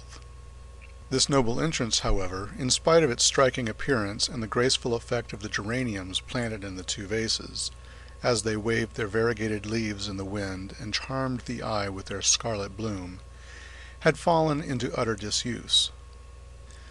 The proprietors of the mansion had many years before thought it best to confine themselves to the possession of the house itself, with its thickly planted courtyard, opening into the Faubourg Saint-Honore, and to the garden shut in by this gate, which formerly communicated with a fine kitchen garden of about an acre. For the demon of speculation drew a line, or in other words projected a street, at the farther side of the kitchen garden. The street was laid out, a name was chosen and posted up on an iron plate, but before construction was begun, it occurred to the possessor of the property that a handsome sum might be obtained for the ground then devoted to fruits and vegetables, by building along the line of the proposed street, and so making it a branch of communication with the Faubourg Saint-Honore itself, one of the most important thoroughfares in the city of Paris. In matters of speculation, however, though man proposes, money disposes. From some such difficulty, the newly named street died almost in birth, and the purchaser of the kitchen garden, having paid a high price for it, and being quite unable to find anyone willing to take his bargain off his hands without a considerable loss, yet still clinging to the belief that at some future day he should obtain a sum for it that would repay him, not only for his past outlay, but also the interest upon the capital locked up in his new acquisition, contented himself with letting the ground temporarily to some market gardeners at a yearly rental of 500 francs. And so, as we have said, the iron gate leading into the kitchen garden had been closed up and left to the rust, which bade fair before long to eat off its hinges, while to prevent the ignoble glances of the diggers and delvers of the ground from presuming to sully the aristocratic enclosure belonging to the mansion, the gate had been boarded up to a height of 6 feet. True, the planks were not so closely adjusted but that a hasty peep might be obtained through their interstices, but the strict decorum and rigid propriety of the inhabitants of the house left no grounds for apprehending that advantage would be taken of that circumstance. Horticulture seemed, however, to have been abandoned in the deserted kitchen garden, and where cabbages, carrots, radishes, peas, and melons had once flourished, a scanty crop of lucerne alone bore evidence of its being deemed worthy of cultivation. A small low door gave egress from the walled space we have been describing into the projected street, the ground having been abandoned as unproductive by its various renters, and had now fallen so completely in general estimation as to return not even the 0.5% it had originally paid. Towards the house the chestnut trees we have before mentioned rose high above the wall, without in any way affecting the growth of other luxuriant shrubs and flowers that eagerly dressed forward to fill up the vacant spaces, as though asserting their right to enjoy the boon of light and air. At one corner, where the foliage became so thick as almost to shut out day, a large stone bench and sundry rustic seats indicated that this sheltered spot was either in general favor or particular use by some inhabitant of the house, which was faintly discernible through the dense mass of verdure that partially concealed it, though situated but 100 paces off. Whoever had selected this retired portion of the grounds as the boundary of a walk, or as a place for meditation, was abundantly justified in the choice by the absence of all glare, the cool refreshing shade, the screen it afforded from the scorching rays of the sun, that found no entrance there even during the burning days of hottest summer, the incessant and melodious warbling of birds, and the entire removal from either the noise of the street or the bustle of the mansion. On the evening of one of the warmest days spring had yet bestowed on the inhabitants of Paris, might be seen negligently thrown upon the stone bench a book, a parasol, and a work-basket, from which hung a partly embroidered cambric handkerchief, while at a little distance from these articles was a young woman, standing close to the iron gate, endeavoring to discern something on the other side by means of the openings in the planks, the earnestness of her attitude and the fixed gaze with which she seemed to seek the object of her wishes, proving how much her feelings were interested in the matter. At that instant the little side gate leading from the waste ground to the street was noiselessly opened, and a tall, powerful young man appeared. He was dressed in a common gray blouse and velvet cap, but his carefully arranged hair, beard, and mustache, all of the richest and glossiest black, ill accorded with his plebeian attire. After casting a rapid glance around him, in order to assure himself that he was unobserved, he entered by the small gate, and, carefully closing and securing it after him, proceeded with a hurried step towards the barrier. At the sight of him she expected, though probably not in such a costume, the young woman started in terror, and was about to make a hasty retreat. But the eye of love had already seen, even through the narrow chinks of the wooden palisades, the movement of the white robe, and observed the fluttering of the blue sash. Pressing his lips close to the planks, he exclaimed, "Don't be alarmed, Valentine, it is I." Again the timid girl found courage to return to the gate, saying as she did so, "And why did you come so late today? It is almost dinner time, and I had to use no little diplomacy to get rid of my watchful mother-in-law, my too devoted maid, and my troublesome brother, who is always teasing me about coming to work at my embroidery, which I am in a fair way never to get done. So pray excuse yourself as well as you can for having made me wait, and after that, tell me why I see you in a dress so singular that at first I did not recognize you." "Dearest Valentine," said the young man, "the difference between our respective stations makes me fear to offend you by speaking of my love, but yet I cannot find myself in your presence without longing to pour forth my soul, and tell you how fondly I adore you. If it be but to carry away with me the recollection of such sweet moments, I could even thank you for chiding me, for it leaves me a gleam of hope, that if you did not expect me, and that indeed would be worse than vanity to suppose, at least I was in your thoughts. You asked me the cause of my being late, and why I come disguised. I will candidly explain the reason of both, and I trust to your goodness to pardon me. I have chosen a trade. A trade? Oh, Maximilian, how can you jest at a time when we have such deep cause for uneasiness? Heaven keep me from jesting with that which is far dearer to me than life itself. But listen to me, Valentine, and I will tell you all about it. I became weary of ranging fields and scaling walls, and seriously alarmed at the idea suggested by you, that if caught hovering about here, your father would very likely have me sent to prison as a thief. That would compromise the honor of the French army, to say nothing of the fact that the continual presence of a captain of spies in a place where no warlike projects could be supposed to account for it might well create surprise. So I have become a gardener, and, consequently, adopted the costume of my calling. What excessive nonsense you talk, Maximilian! Nonsense? Pray do not call what I consider the wisest action of my life by such a name. Consider, by becoming a gardener, I effectually screen our meetings from all suspicion or danger. I beseech of you, Maximilian, to cease trifling and tell me what you really mean. Simply, that having ascertained that the piece of ground on which I stand was to let, I made application for it, was readily accepted by the proprietor, and am now master of this fine crop of lucerne. Think of that, Valentine. There is nothing now to prevent my building myself a little hut on my plantation, and residing not 20 yards from you. Only imagine what happiness that would afford me. I can scarcely contain myself at the bare idea. Such felicity seems above all price, as a thing impossible and unattainable. But would you believe that I purchase all this delight, joy, and happiness, for which I would cheerfully have surrendered 10 years of my life, at the small cost of 500 francs per annum, paid quarterly? Henceforth we have nothing to fear.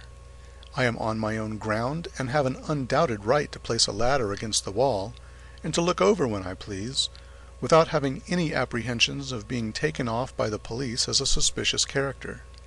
I may also enjoy the precious privilege of assuring you of my fond, faithful, and unalterable affection, whenever you visit your favorite bower, unless, indeed, it offends your pride to listen to professions of love from the lips of a poor workman, clad in a blouse and cap. A faint cry of mingled pleasure and surprise escaped from the lips of Valentine, who almost instantly said in a saddened tone, as though some envious cloud darkened the joy which illumined her heart, "Alas, no, Maximilian, this must not be, for many reasons. We should presume too much on our own strength, and, like others, perhaps, be led astray by our blind confidence in each other's prudence." "How can you for an instant entertain so unworthy a thought, dear Valentine?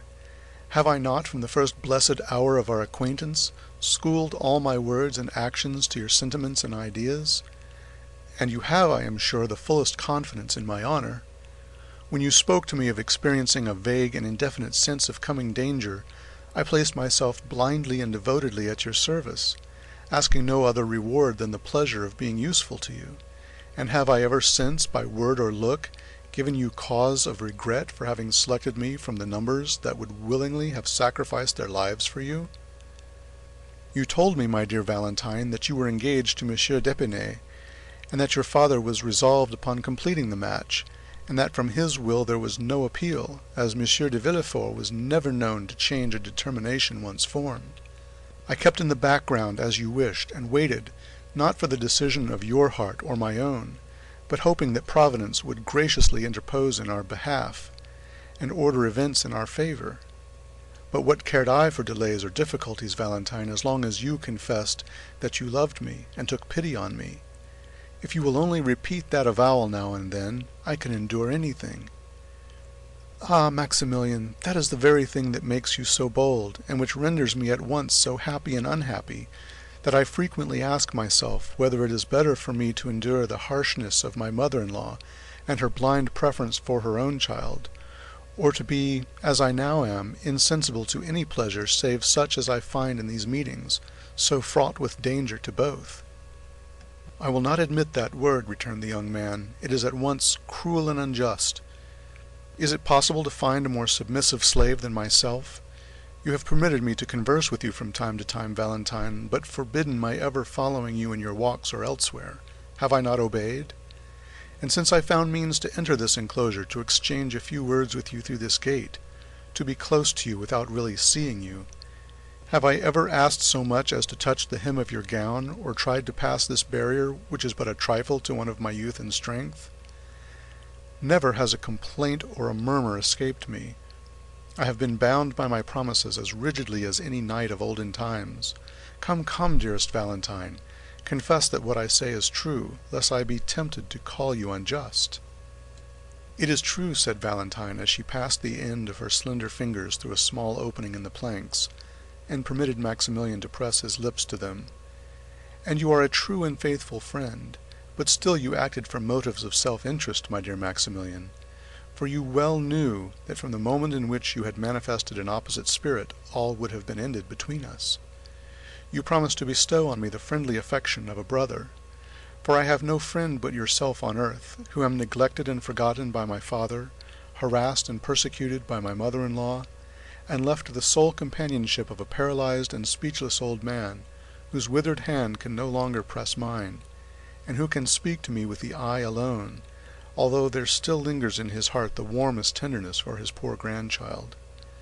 Oh, how bitter a fate is mine, to serve either as a victim or an enemy to all who are stronger than myself, while my only friend and supporter is a living corpse. Indeed, indeed, Maximilian, I am very miserable, and if you love me, it must be out of pity."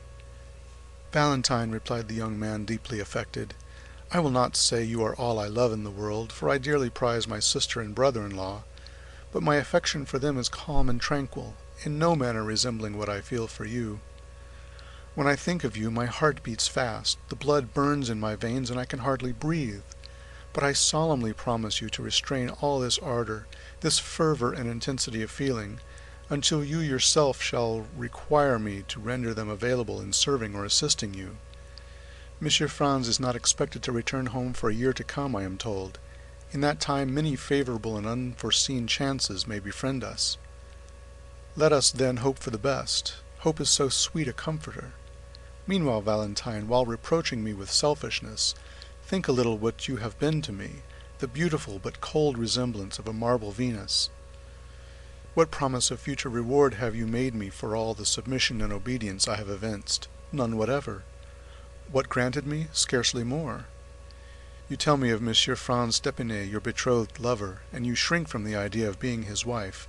But tell me, Valentine, is there no other sorrow in your heart?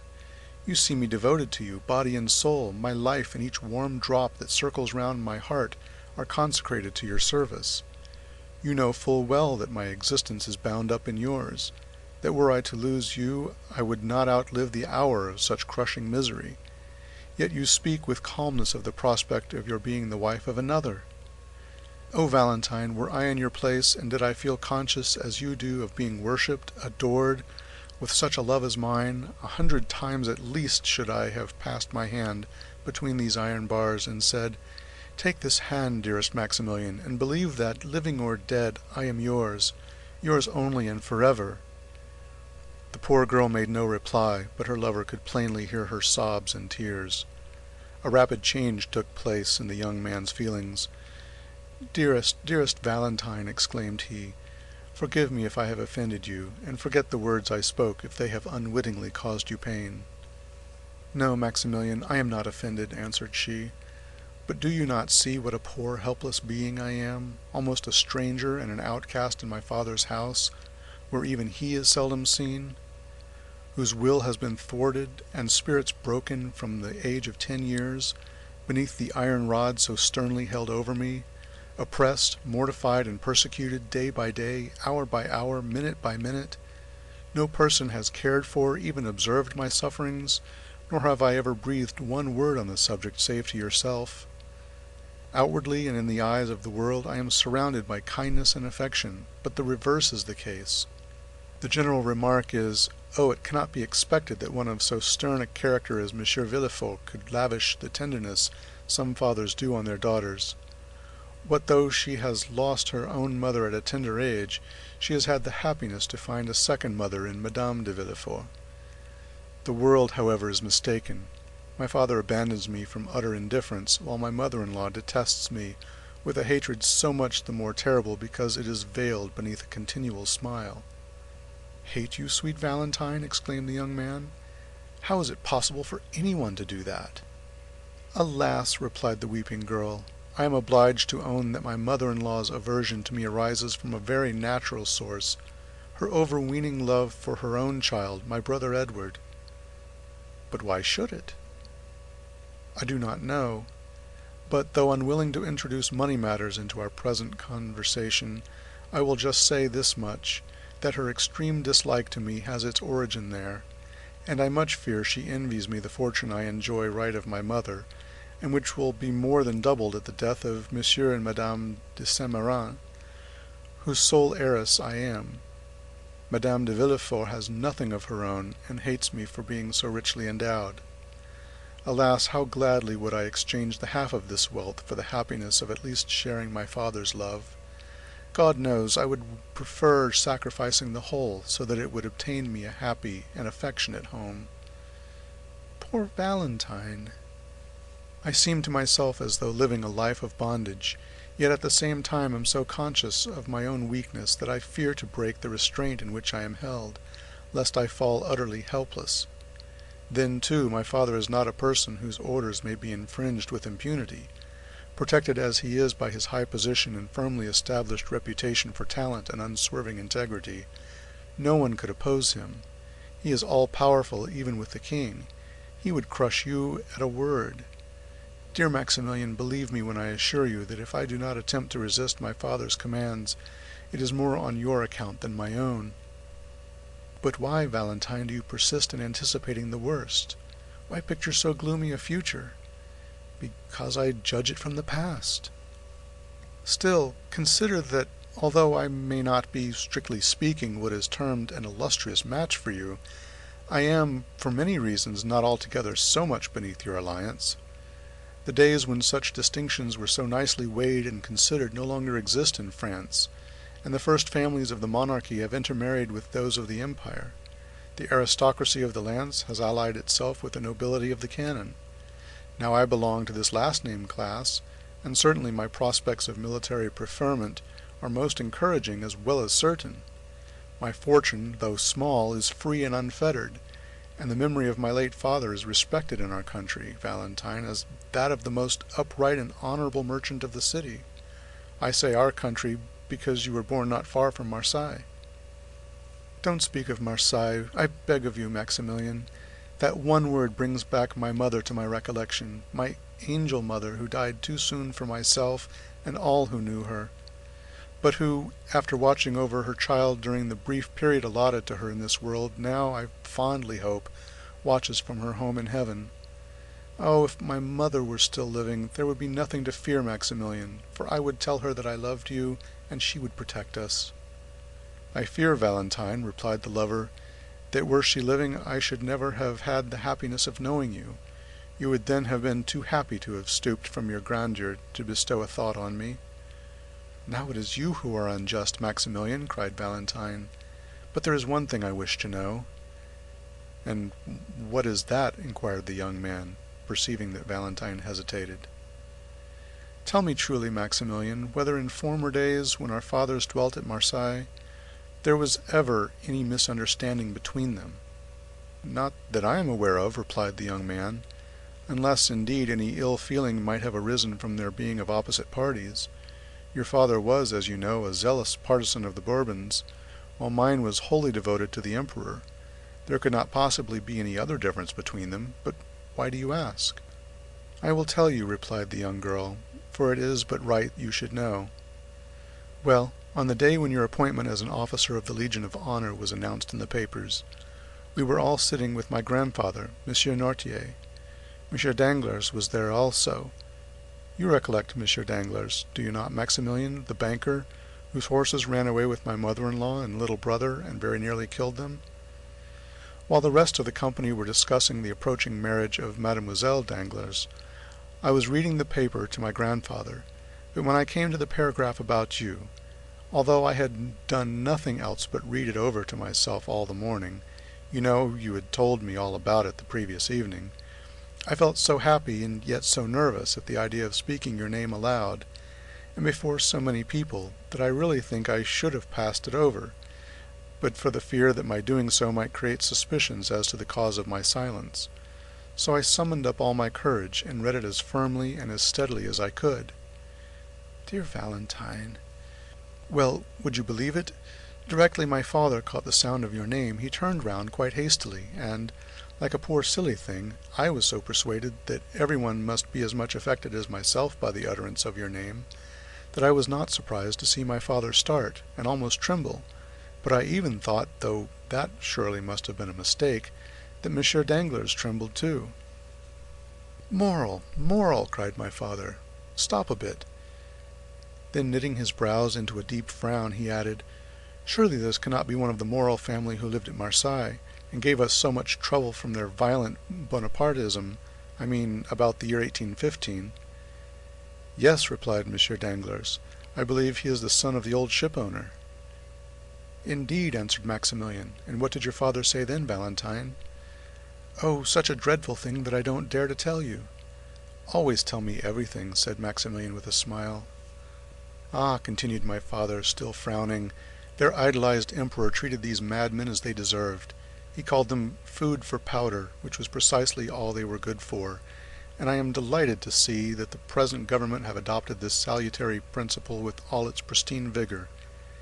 If Algiers were good for nothing but to furnish the means of carrying so admirable an idea into practice, it would be an acquisition well worthy of struggling to obtain, though it certainly does cost France somewhat dear to assert her rights in that uncivilized country. Brutal politics, I must confess, said Maximilian, but don't attach any serious importance, dear, to what your father said.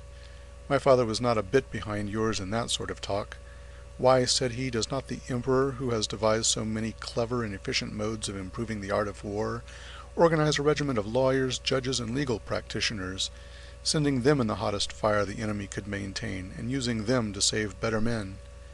You see, my dear, that for picturesque expression and generosity of spirit there is not much to choose between the language of either party. But what did Monsieur Danglars say to this outburst on the part of the procureur? Oh, he laughed, and in that singular manner so peculiar to himself, half malicious, half ferocious. He almost immediately got up and took his leave. Then, for the first time, I observed the agitation of my grandfather, and I must tell you, Maximilian, that I am the only person capable of discerning emotion in his paralyzed frame. And I suspected that the conversation that had been carried on in his presence, for they always say and do what they like before the dear old man, without the smallest regard for his feelings, had made a strong impression on his mind, for, naturally enough, it must have pained him to hear the emperor he so devotedly loved and served spoken of in that depreciating manner.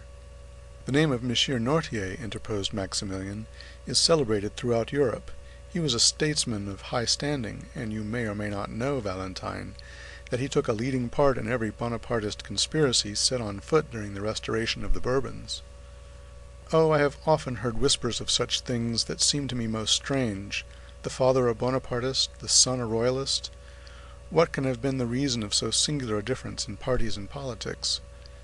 But, to resume my story, I turned towards my grandfather, as though to question him as to the cause of his emotion. He looked expressively at the newspaper I had been reading. "What is the matter, dear grandfather?" said I. "Are you pleased?" He gave me a sign in the affirmative. "With what my father said just now?" He returned a sign in the negative. "Perhaps you liked what Monsieur Danglars said?" Another sign in the negative.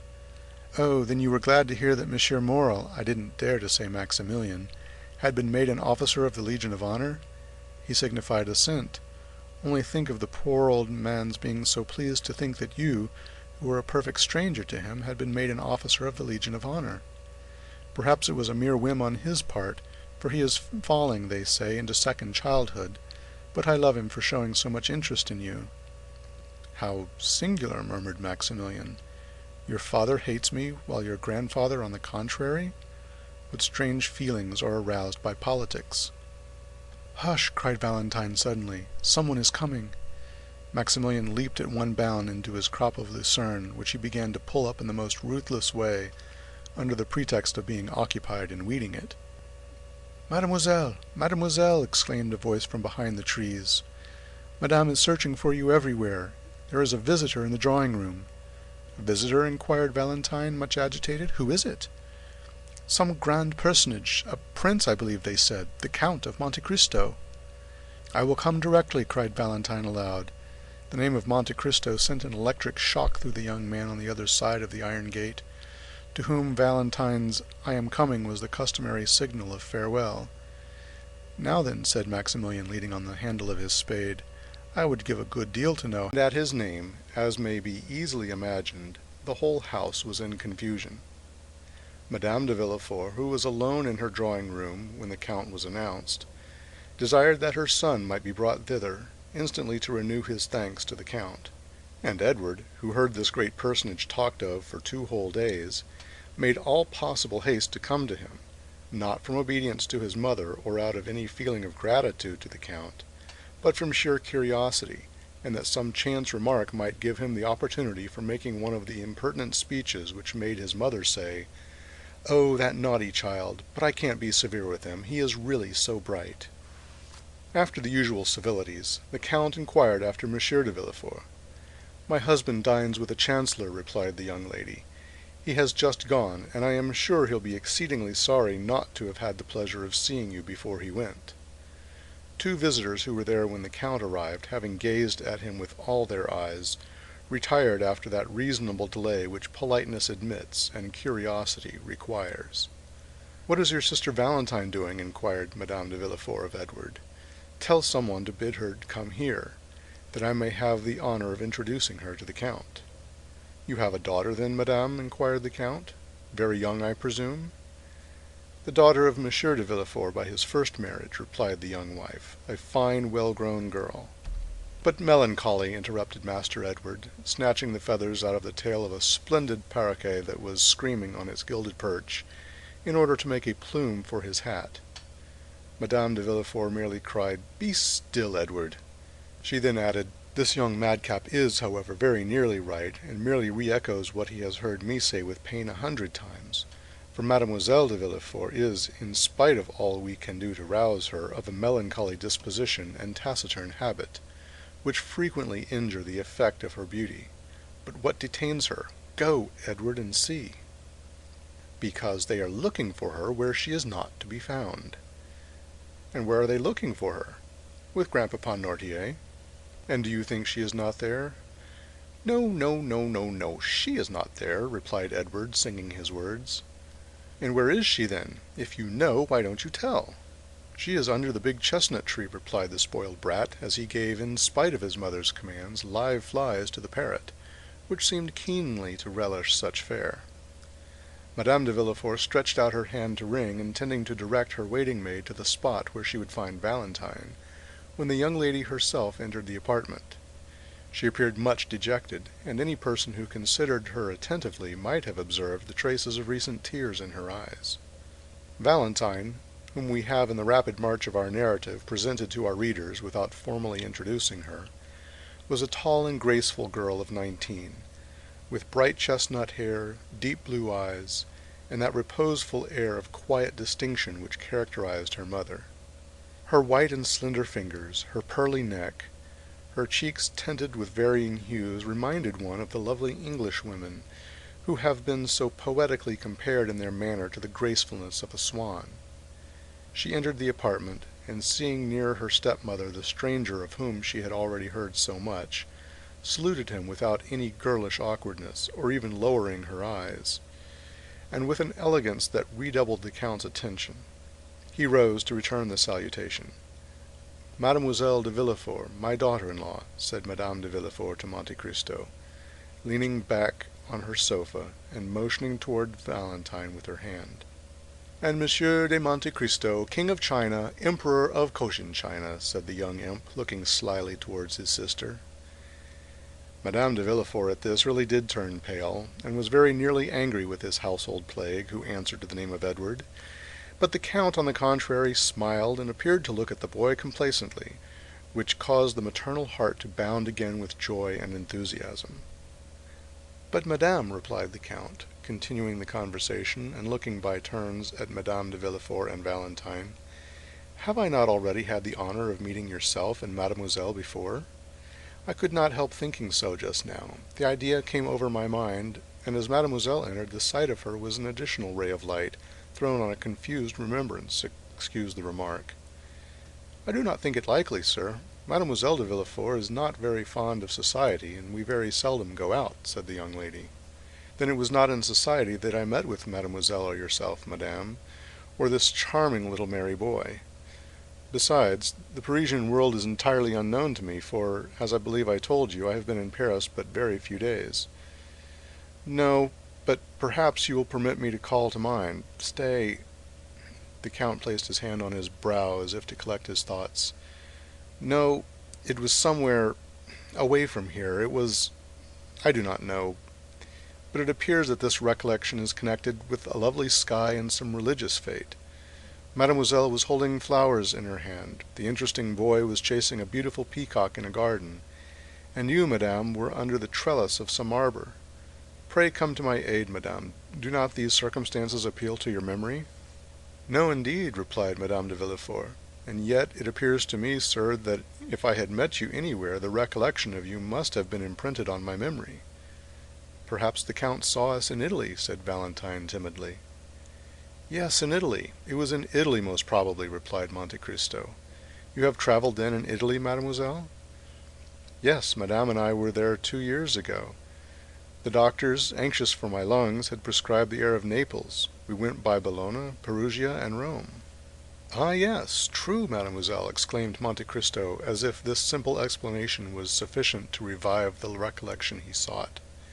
"It was at Perugia on Corpus Christi Day, in the garden of the Hôtel des Postes, when chance brought us together. You, Madame de Villefort, and her son, I now remember having had the honor of meeting you." "I perfectly well remember Perugia, sir, and the Hôtel des Postes, and the festival of which you speak," said Madame de Villefort. "But in vain do I tax my memory, of whose treachery I am ashamed, for I really do not recall to mind that I ever had the pleasure of seeing you before." "It is strange, but neither do I recollect meeting with you," observed Valentine, raising her beautiful eyes to the Count. "But I remember it perfectly," interposed the darling Edward. "I will assist your memory, madame," continued the Count. "The day had been burning hot. You were waiting for horses which were delayed in consequence of the festival. Mademoiselle was walking in the shade of the garden, and your son disappeared in pursuit of the peacock." "And I caught it, mamma, don't you remember?" interposed Edward. "And I pulled 3 such beautiful feathers out of his tail." "You, madame, remained under the arbor. Do you not remember that while you were seated on a stone bench, and while, as I told you, Mademoiselle de Villefort and your young son were absent, you conversed for a considerable time with somebody?" "Yes, in truth, yes," answered the young lady, turning very red. "I do remember conversing with a person wrapped in a long woolen mantle. He was a medical man, I think." "Precisely so, madame. This man was myself. For a fortnight I had been at that hotel, during which period I had cured my valet de chambre of a fever, and my landlord of the jaundice, so that I really acquired a reputation as a skillful physician. We discoursed a long time, madame, on different subjects, of Perugino, of Raphael, of manners, customs, of the famous Aquatofana, of which they had told you, I think you said, that certain individuals in Perugia had preserved the secret." "Yes, true," replied Madame de Villefort somewhat uneasily. "I remember now."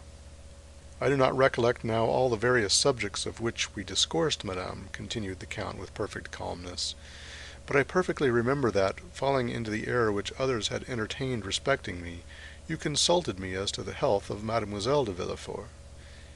"Yes, really, sir, you were in fact a medical man," said Madame de Villefort, "since you had cured the sick." "Molière or Beaumarchais would reply to you, madame, that it was precisely because I was not that I had cured my patients. For myself, I am content to say to you that I have studied chemistry and the natural sciences somewhat deeply, but still only as an amateur, you understand." At this moment the clock struck 6. "It is 6 o'clock," said Madame de Villefort, evidently agitated. "Valentine, will you not go and see if your grandpapa will have his dinner?" Valentine rose, and saluting the Count, left the apartment without speaking. "Oh, madame," said the Count, when Valentine had left the room, "was it on my account that you sent Mademoiselle de Villefort away?" "By no means," replied the young lady quickly, "but this is the hour when we usually give Monsieur Noirtier the unwelcome meal that sustains his pitiful existence. You are aware, sir, of the deplorable condition of my husband's father?" "Yes, madame, Monsieur de Villefort spoke of it to me. A paralysis, I think." "Alas, yes, the poor old gentleman is entirely helpless. The mind alone is still active in this human machine, and that is faint and flickering, like the light of a lamp about to expire. But excuse me, sir, for talking of our domestic misfortunes. I interrupted you at the moment when you were telling me that you were a skilful chemist." "No, madame, I did not say as much as that," replied the Count with a smile. "Quite the contrary.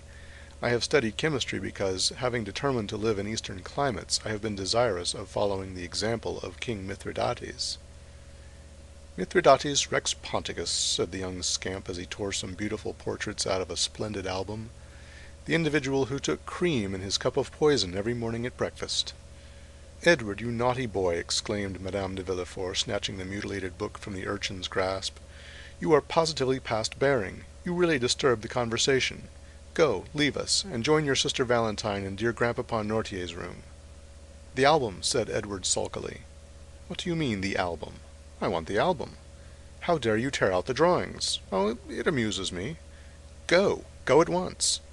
"I won't go unless you give me the album," said the boy, seating himself doggedly in an armchair, according to his habit of never giving way.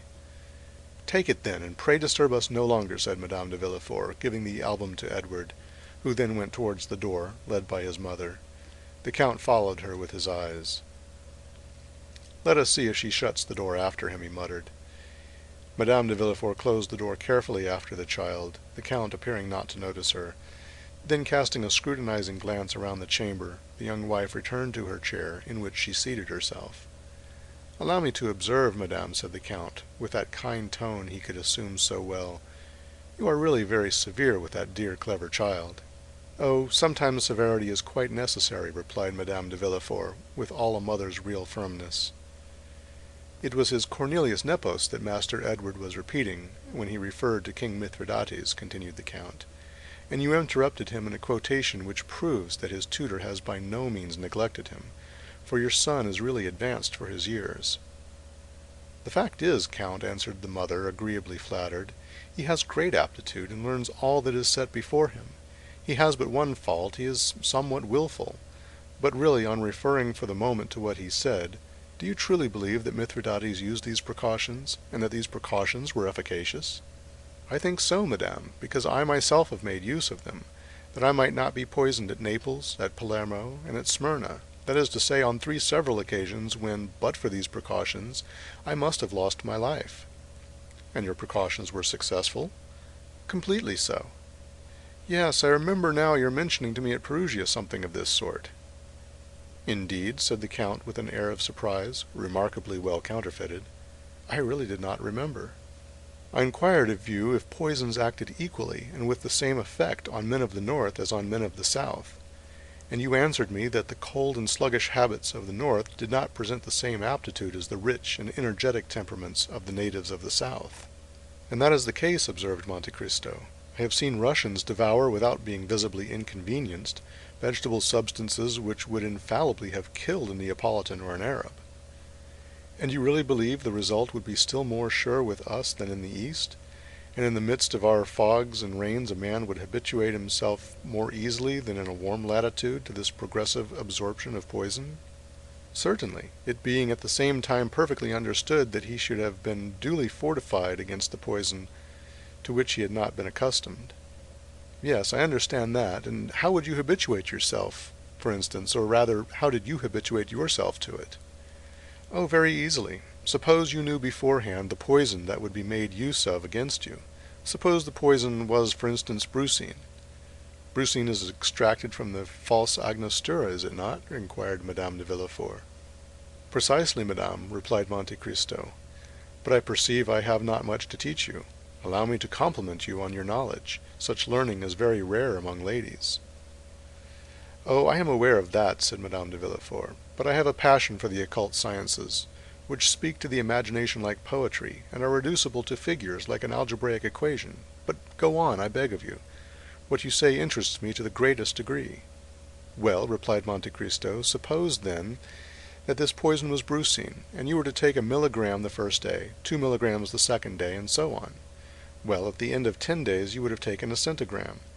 At the end of 20 days, increasing another milligram, you would have taken 300 centigrams, that is to say, a dose which you would support without inconvenience, and which would be very dangerous for any other person who had not taken the same precautions as yourself. Well, then, at the end of a month, when drinking water from the same carafe, you would kill the person who drank with you, without your perceiving, otherwise than from slight inconvenience, that there was any poisonous substance mingled with this water.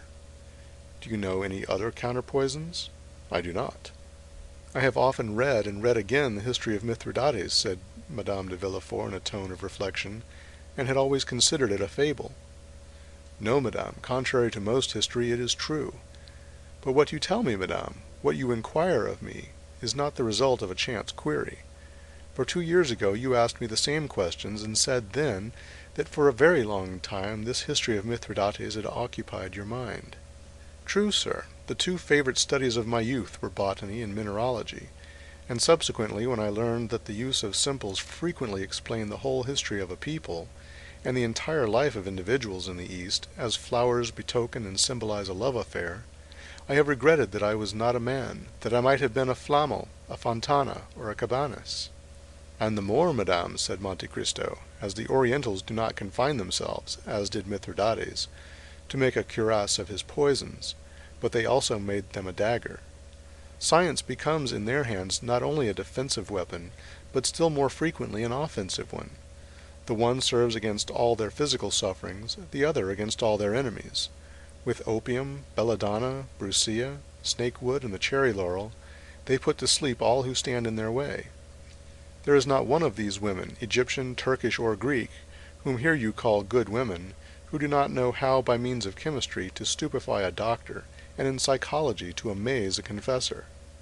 "Really," said Madame de Villefort, whose eyes sparkled with strange fire at this conversation. "Oh, yes, indeed, madame," continued Monte Cristo. "The secret dramas of the East begin with a love philtre and end with a death potion, begin with paradise and end with hell. There are as many elixirs of every kind as there are caprices and peculiarities in the physical and moral nature of humanity. And I will say further, the art of these chemists is capable with the utmost precision to accommodate and proportion the remedy and the bane to yearnings for love or desires for vengeance." "But, sir," remarked the young woman, "these Eastern societies, in the midst of which you have passed a portion of your existence, are as fantastic as the tales that come from their strange land. A man can easily be put out of the way there, then. It is indeed the Baghdad and Bassora of the 1001 Nights. The sultans and viziers who rule over society there, and who constitute what in France we call the government, are really Haroun al-Rashids and Jafars, who not only pardon a prisoner, but even make him a prime minister if his crime has been an ingenious one, and who, under such circumstances, have the whole story written in letters of gold, to divert their hours of idleness and ennui. By no means, madame. The fanciful exists no longer in the East. There, disguised under other names, and concealed under other costumes, are police agents, magistrates, attorneys general, and bailiffs. They hang, behead, and impale their criminals in the most agreeable possible manner. But some of these, like clever rogues, have contrived to escape human justice, and succeed in their fraudulent enterprises by cunning stratagems.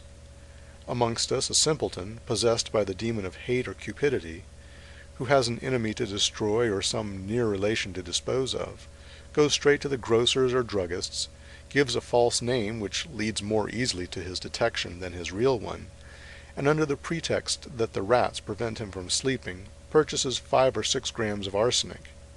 If he is really a cunning fellow, he goes to 5 or 6 different druggists or grocers, and thereby becomes only 5 or 6 times more easily traced. Then, when he has acquired his specific, he administers duly to his enemy, or near kinsman, a dose of arsenic which would make a mammoth or mastodon burst, and which, without rhyme or reason, makes his victim utter groans which alarm the entire neighborhood. Then arrive a crowd of policemen and constables. They fetch a doctor who opens the dead body and collects from the entrails and stomach a quantity of arsenic in a spoon. Next day 100 newspapers relate the fact, with the names of the victim and the murderer. The same evening the grocer or grocers, druggist or druggists, come and say, "It was I who sold the arsenic to the gentleman," and rather than not recognize the guilty purchaser, they will recognize 20. Then the foolish criminal is taken, imprisoned, interrogated, confronted, confounded, condemned, and cut off by hemp or steel, or if she be a woman of any consideration, they lock her up for life. This is the way in which you Northerns understand chemistry, madam. Desrues was, however, I must confess, more skilful. "What would you have, sir?" said the lady, laughing. "We do what we can. All the world has not the secret of the Medicis or the Borgias." "Now," replied the Count, shrugging his shoulders, "shall I tell you the cause of all these stupidities? It is because at your theatres, by what at least I could judge by reading the pieces they play, they see persons swallow the contents of a phial, or suck the bottom of a ring, and fall dead instantly. 5 minutes afterwards the curtain falls, and the spectators depart. They are ignorant of the consequences of the murder.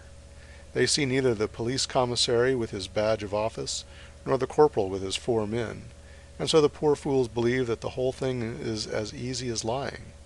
But go a little way from France, go either to Aleppo or Cairo, or only to Naples or Rome, and you will see people passing by you in the streets, people erect, smiling, and fresh-colored, of whom Asmodeus, if you were holding on by the skirt of his mantle, would say, 'That man was poisoned 3 weeks ago. He will be a dead man in a month.'" "Then," remarked Madame de Villefort, "they have again discovered the secret of the famous aquatofana that they said was lost at Perugia." "Ah, but, madame, does mankind ever lose anything? The arts change about and make a tour of the world. Things take a different name and the vulgar do not follow them, that is all. But there is always the same result. Poisons act particularly on some organ or another, one on the stomach, another on the brain, another on the intestines. Well, the poison brings on a cough, the cough an inflammation of the lungs, or some other complaint catalogued in the book of science, which, however, by no means precludes it from being decidedly mortal, and if it were not, would be sure to become so, thanks to the remedies applied by foolish doctors, who are generally bad chemists, and which will act in favor of or against the malady as you please. And then there is a human being killed according to all the rules of art and skill, and of whom justice learns nothing, as was said by a terrible chemist of my acquaintance, the worthy Abbé Adelmont of Taormina, in Sicily, who has studied these national phenomena very profoundly." "It is quite frightful, but deeply interesting," said the young lady, motionless with attention. "I thought, I must confess, that these tales were inventions of the Middle Ages." "Yes, no doubt, but improved upon by ours. What is the use of time, rewards of merit, medals, crosses, Monthyon prizes, if they do not lead society towards more complete perfection? Yet man will never be perfect until he learns to create and destroy. He does know how to destroy, and that is half the battle." "So," added Madame de Villefort, constantly returning to her object, "the poisons of the Borgias, the Medicis, the Rennes, the Ruggières, and later, probably that of Baron de Trenck, whose story has been so misused by modern drama and romance—" "Were objects of art, madame, and nothing more," replied the Count. "Do you suppose that the real savant addresses himself stupidly to the mere individual? By no means. Science loves eccentricities, leaps and bounds, trials of strength, fancies, if I may be allowed so to term them. Thus, for instance, the excellent Abbé Adelmont, of whom I spoke just now, made in this way some marvelous experiments." "Really?" "Yes, I will mention one to you. He had a remarkably fine garden, full of vegetables, flowers, and fruit. From amongst these vegetables he selected the most simple, a cabbage, for instance. For 3 days he watered this cabbage with a distillation of arsenic. On the 3rd the cabbage began to droop and turn yellow. At that moment he cut it. In the eyes of everybody it seemed fit for table, and preserved its wholesome appearance. It was only poison to the Abbé Adelmont. He then took the cabbage to a room where he had rabbits, for the Abbé Adelmont had a collection of rabbits, cats, and guinea pigs, fully as fine as his collection of vegetables, flowers, and fruit. Well, the Abbé Adelmont took a rabbit, and made it eat a leaf of the cabbage. The rabbit died. What magistrate would find or even venture to insinuate anything against this? What procurer has ever ventured to draw up an accusation against Monsieur Magendie or Monsieur Florin in consequence of the rabbits, cats, and guinea pigs they have killed? Not one. So then, the rabbit dies, and justice takes no notice. This rabbit dead, the Abbé Adelmont has its entrails taken out by his cook and thrown on the dunghill. On this dunghill is a hen who, pecking these intestines, is in her turn taken ill, and dies next day. At the moment when she is struggling in the convulsions of death, a vulture is flying by. There are a good many vultures in Adelmont's country. This bird darts on the dead fowl and carries it away to a rock, where it dines off its prey. 3 days afterwards, this poor vulture, which has been very much indisposed since that dinner, suddenly feels very giddy while flying aloft in the clouds, and falls heavily into a fish pond. The pikes, eels, and carp eat greedily always, as everybody knows. Well, they feast on the vulture. Now suppose that next day one of these eels or pike or carp, poisoned at the 4th remove, is served up at your table. Well, then, your guest will be poisoned at the 5th remove, and die at the end of 8 or 10 days of pains in the intestines, sickness, or abscess of the pylorus. The doctors open the body and say with an air of profound learning, "The subject has died of a tumor on the liver, or of typhoid fever." "But," remarked Madame de Villefort, "all these circumstances which you link thus to one another may be broken by the least accident. The vulture may not see the fowl, or may fall 100 yards from the fish pond." "Ah, that is where the art comes in. To be a great chemist in the East, one must direct chance. And this is to be achieved." Madame de Villefort was in deep thought, yet listened attentively. "But," she exclaimed suddenly, "arsenic is indelible, indestructible. In whatsoever way it is absorbed, it will be found again in the body of the victim, from the moment when it has been taken in sufficient quantity to cause death." "Precisely so," cried Monte Cristo, "precisely so. And this is what I said to my worthy Adelmont. He reflected, smiled, and replied to me by a Sicilian proverb, which I believe is also a French proverb: 'My son, the world was not made in a day, but in 7. Return on Sunday.' On the Sunday following I did return to him. Instead of having watered his cabbage with arsenic, he had watered it this time with a solution of salts, having their basis in strychnine, strychnos colubrina, as the learned term it. Now the cabbage had not the slightest appearance of disease in the world, and the rabbit had not the smallest distrust, yet 5 minutes afterwards the rabbit was dead. The fowl pecked at the rabbit, and the next day was a dead hen. This time we were the vultures, so we opened the bird, and this time all special symptoms had disappeared. There were only general symptoms. There was no peculiar indication in any organ, an excitement of the nervous system, that was it. A case of cerebral congestion, nothing more. The fowl had not been poisoned, she had died of apoplexy. Apoplexy is a rare disease among fowls, I believe, but very common among men. Madame de Villefort appeared more and more thoughtful. "It is very fortunate," she observed, "that such substances could only be prepared by chemists. Otherwise all the world would be poisoning each other." "By chemists and persons who have a taste for chemistry," said Monte Cristo carelessly. "And then," said Madame de Villefort, endeavoring by a struggle and with effort to get away from her thoughts, "however skilfully it is prepared, crime is always crime, and if it avoid human scrutiny, it does not escape the eye of God. The Orientals are stronger than we are in cases of conscience, and very prudently have no hell. That is the point. Really, madame, this is a scruple which naturally must occur to a pure mind like yours, but which would easily yield before sound reasoning. The bad side of human thought will always be defined by the paradox of Jean-Jacques Rousseau. You remember, the mandarin who is killed 500 leagues off by raising the tip of the finger? Man's whole life passes in doing these things, and his intellect is exhausted by reflecting on them. You will find very few persons who will go and brutally thrust a knife in the heart of a fellow creature, or will administer to him, in order to remove him from the surface of the globe on which we move with life and animation, that quantity of arsenic of which we just now talked. Such a thing is really out of rule, eccentric or stupid. To attain such a point, the blood must be heated to 36 degrees, the pulse be at least at 90, and the feelings excited beyond the ordinary limit. But suppose one pass, as is permissible in philology, from the word itself to its softened synonym. Then, instead of committing an ignoble assassination, you make an elimination. You merely and simply remove from your path the individual who is in your way, and that without shock or violence, without the display of sufferings which, in the case of becoming a punishment, make a martyr of the victim and a butcher, in every sense of the word, of him who inflicts them.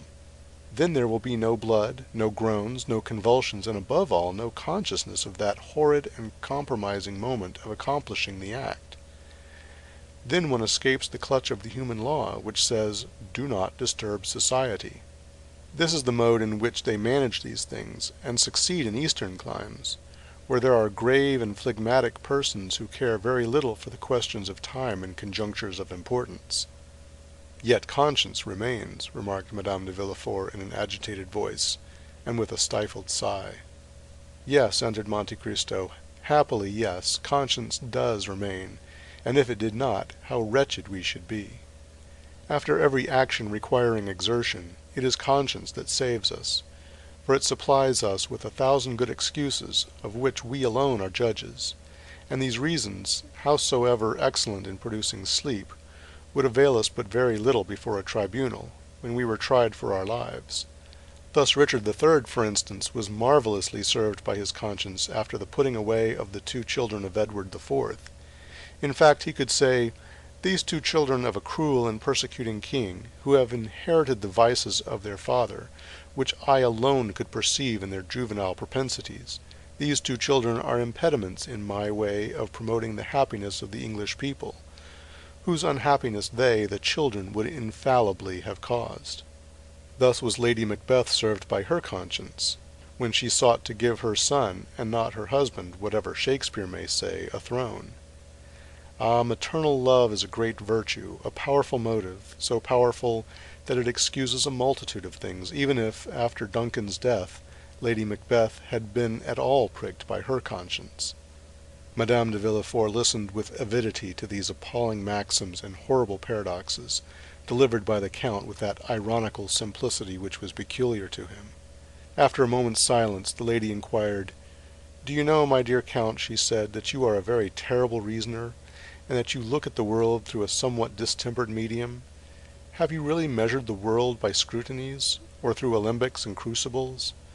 For you must indeed be a great chemist, and the elixir you administered to my son, which recalled him to life almost instantaneously—" "Oh, do not place any reliance on that, madame. 1 drop of that elixir sufficed to recall life to a dying child, but 3 drops would have impelled the blood into his lungs in such a way as to have produced most violent palpitations. 6 would have suspended his respiration, and caused syncope more serious than that in which he was. 10 would have destroyed him.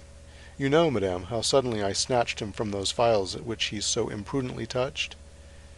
Is it then so terrible a poison? Oh no! In the first place, let us agree that the word poison does not exist, because in medicine use is made of the most violent poisons, which become, according as they are employed, most salutary remedies. What then is it? A skilful preparation of my friends the worthy Abbé Adelmont, who taught me the use of it." "Oh," observed Madame de Villefort, "it must be an admirable antispasmodic." "Perfect, madame, as you have seen," replied the Count, "and I frequently make use of it, with all possible prudence, though, be it observed," he added with a smile of intelligence. "Most assuredly," responded Madame de Villefort, in the same tone. "As for me, so nervous and so subject to fainting fits, I should require a Dr. Adelmont to invent for me some means of breathing freely and tranquilizing my mind, in the fear I have of dying some fine day of suffocation. In the meanwhile, as the thing is difficult to find in France, and your abbé is not probably disposed to make a journey to Paris on my account, I must continue to use M. Planche's antispasmodics, and mint and Hoffman's drops are among my favorite remedies.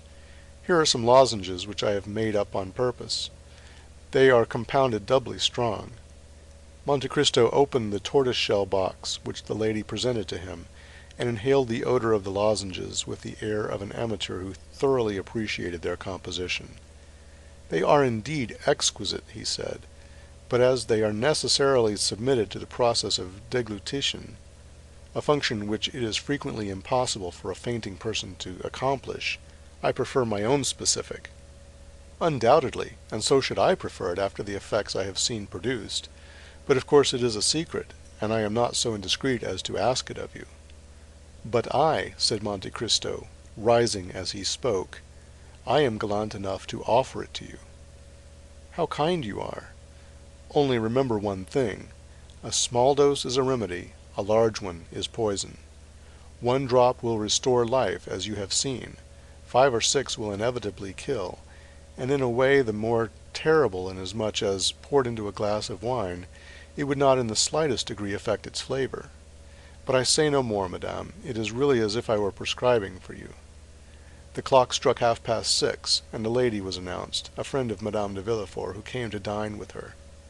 "If I had had the honor of seeing you for the 3rd or 4th time, Count, instead of only for the 2nd," said Madame de Villefort, "if I had had the honor of being your friend, instead of only having the happiness of being under an obligation to you, I should insist on detaining you to dinner, and not allow myself to be daunted by a first refusal."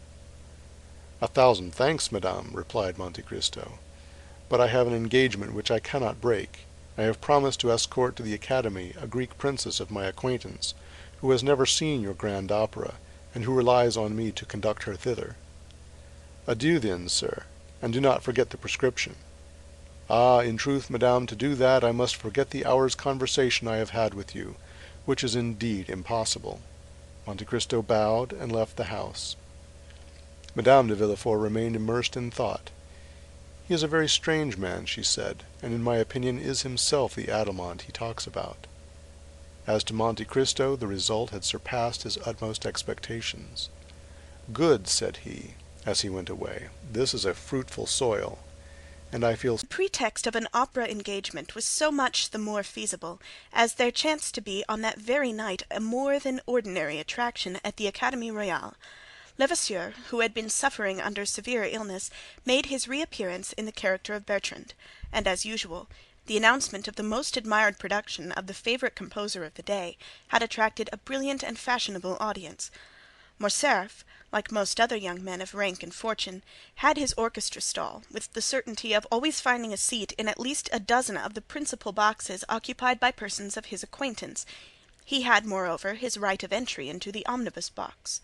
Chateau Renaud rented a stall beside his own, while Beauchamp, as a journalist, had unlimited range all over the theatre. It happened that on this particular night the minister's box was placed at the disposal of Lucien Debray, who offered it to the Comte de Morcerf, who again, upon his mother's rejection of it, sent it to Danglars, with an intimation that he should probably do himself the honor of joining the Baroness and her daughter during the evening, in the event of their accepting the box in question. The ladies received the offer with too much pleasure to dream of a refusal. To no class of persons is the presentation of a gratuitous opera box more acceptable than to the wealthy millionaire, who still hugs economy while boasting of carrying a king's ransom in his waistcoat pocket. Danglars had, however, protested against showing himself in a ministerial box, declaring that his political principles and his parliamentary position as a member of the opposition party would not permit him so to commit himself. The Baroness had, therefore, dispatched a note to Lucien Debray, bidding him call for them, it being wholly impossible for her to go alone with Eugénie to the opera. There is no gainsaying the fact that a very unfavorable construction would have been put upon the circumstance if the two women had gone without escort, while the addition of a third, in the person of her mother's admitted lover, enabled Mademoiselle Danglars to defy malice and ill nature. One must take the world as one finds it. The curtain rose, as usual, to an almost empty house, it being one of the absurdities of Parisian fashion never to appear at the opera until after the beginning of the performance, so that the first act is generally played without the slightest attention being paid to it, that part of the audience already assembled being too much occupied in observing the fresh arrivals, while nothing is heard but the noise of opening and shutting doors and the buzz of conversation. "Surely," said Albert, as the door of a box on the first circle opened, "that must be the Comtesse G." "And who is the Countess G.?" inquired Chateau Renaud. "What a question! Now, do you know, Baron, I have a great mind to pick a quarrel with you for asking it, as if all the world did not know who the Countess G. was." "Ah, to be sure," replied Chateau Renaud, "the lovely Venetian, is it not?" "Herself." At this moment the countess perceived Albert, and received his salutation with a smile. "You know her, it seems?" said Chateau Renaud. "Franz introduced me to her at Rome," replied Albert. "Well, then, Will you do as much for me in Paris as Franz did for you in Rome?" "With pleasure." There was a cry of "Shut up!" from the audience. This manifestation on the part of the spectators of their wish to be allowed to hear the music produced not the slightest effect on the young men, who continued their conversation. "The Countess was present at the races in the Champ de Mars," said Chateau Renaud. "Today?" "Yes." "Bless me, I quite forgot the races. Did you bet?" "Oh, merely a paltry 50 louis." "And who was the winner?" "Nautilus. I staked on him." "But there were 3 races, were there not?" "Yes, there was the prize given by the Jockey Club, a gold cup, you know, and a very singular circumstance occurred about that race." "What was it?" "Oh, shut up!" again interposed some of the audience. "Why, it was won by a horse and rider utterly unknown on the course." "Is that possible?" "True as day. The fact was, nobody had observed a horse entered by the name of Vampa, or that of a jockey styled Job, when at the last moment a splendid roan, mounted by a jockey about as big as your fist, presented themselves at the starting post. They were obliged to stuff at least 20 pounds weight of shot in the small rider's pockets to make him wait, but with all that he outstripped Ariel and Barbert, against whom he ran, by at least 3 whole lengths." "And was it not found out at last to whom the horse and jockey belonged?" "No." "You say that the horse was entered under the name of Vampa?" "Exactly, that was the title."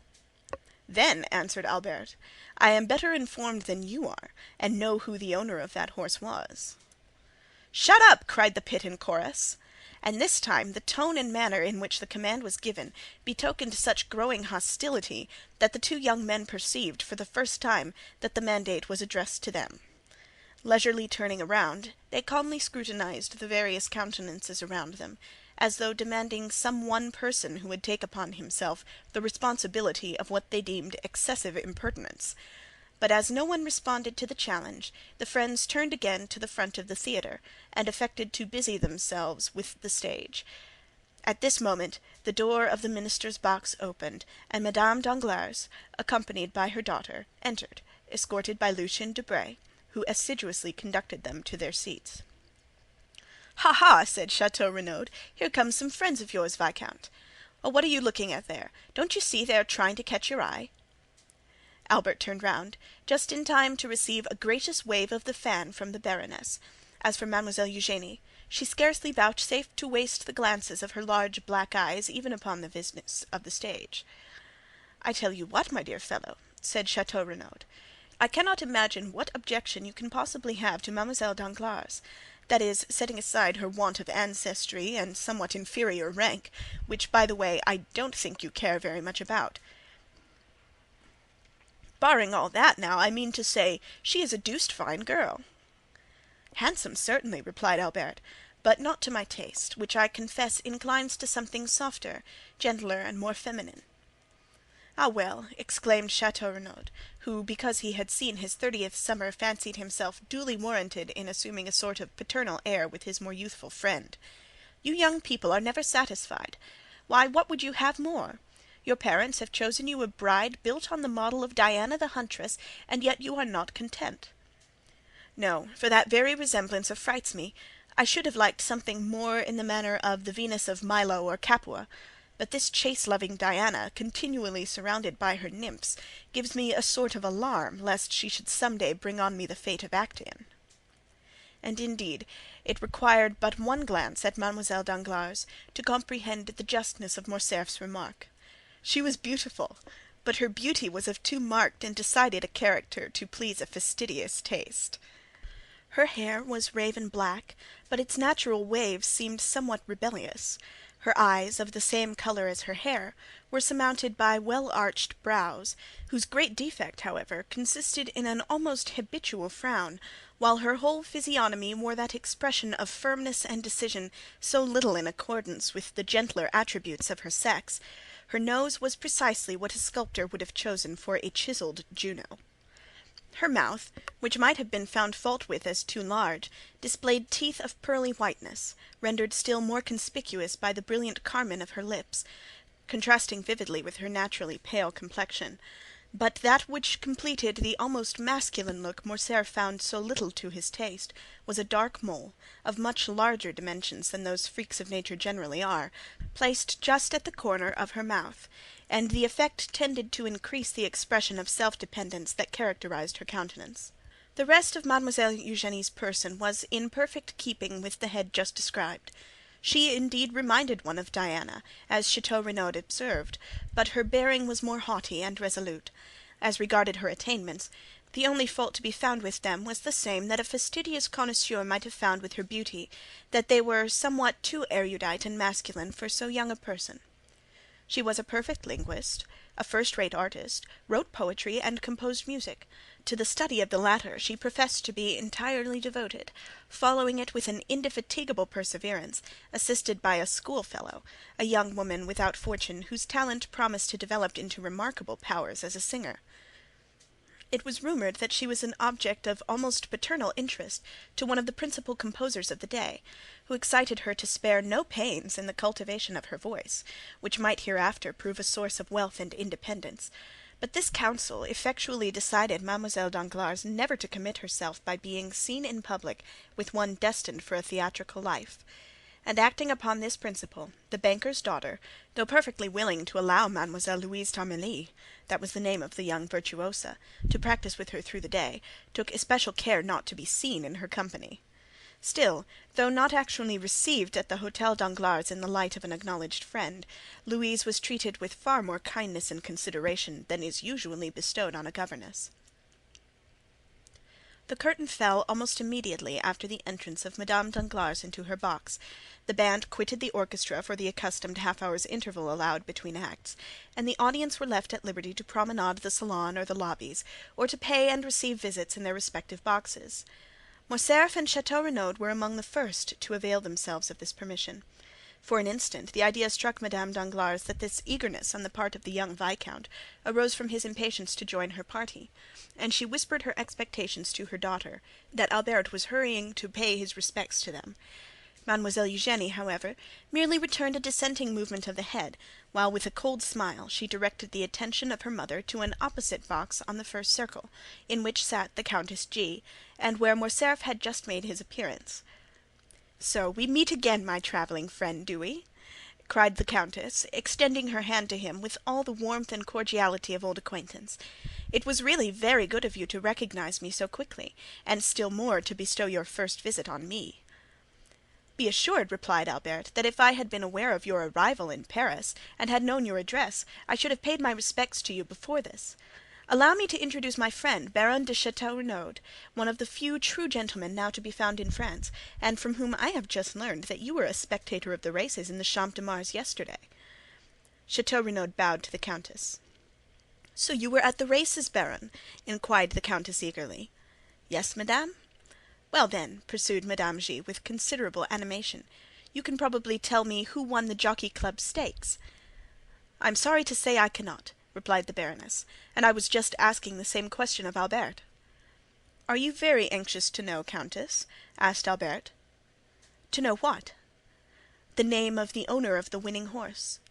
"Oh, excessively! Only imagine! But do tell me, Viscount, whether you really are acquainted with it or no." "I beg your pardon, madame, but you were about to relate some story, were you not? You said, 'Only imagine,' and then paused. Pray continue." "Well, then, listen. You must know I felt so interested in that splendid roan horse, with his elegant little rider, so tastefully dressed in a pink satin jacket and cap, that I could not help praying for their success with as much earnestness as though the half of my fortune were at stake. And when I saw them outstrip all the others, and come to the winning post in such gallant style, I actually clapped my hands with joy. Imagine my surprise when, upon returning home, the first object I met on the staircase was the identical jockey in the pink jacket. I concluded that by some singular chance the owner of the winning horse must live in the same hotel as myself. But as I entered my apartments, I beheld the very gold cup awarded as a prize to the unknown horse and rider. Inside the cup was a small piece of paper, on which were written these words, 'From Lord Ruthven to Countess G.'" "Precisely. I was sure of it," said Morcerf. "Sure of what?" that the owner of the horse was Lord Ruthven himself." "What Lord Ruthven do you mean?" "Why, our Lord Ruthven, the vampire of the Sal Argentino." "Is it possible?" exclaimed the Countess. "Is he here in Paris?" "To be sure. Why not?" "And you visit him? Meet him at your own house and elsewhere?" "I assure you he is my most intimate friend, and Monsieur de Chateau Renaud has also the honor of his acquaintance." "But why are you so sure of his being the winner of the Jockey Club prize?" "Was not the winning horse entered by the name of Vampa?" "What of that?" "Why, do you not recollect the name of the celebrated bandit by whom I was made prisoner?" "Oh, yes." "And from whose hands the count extricated me in so wonderful a manner." "Oh, to be sure, I remember it all now." "He called himself Vampa. You see, it's evident where the count got the name." "But what could have been his motive for sending the cup to me?"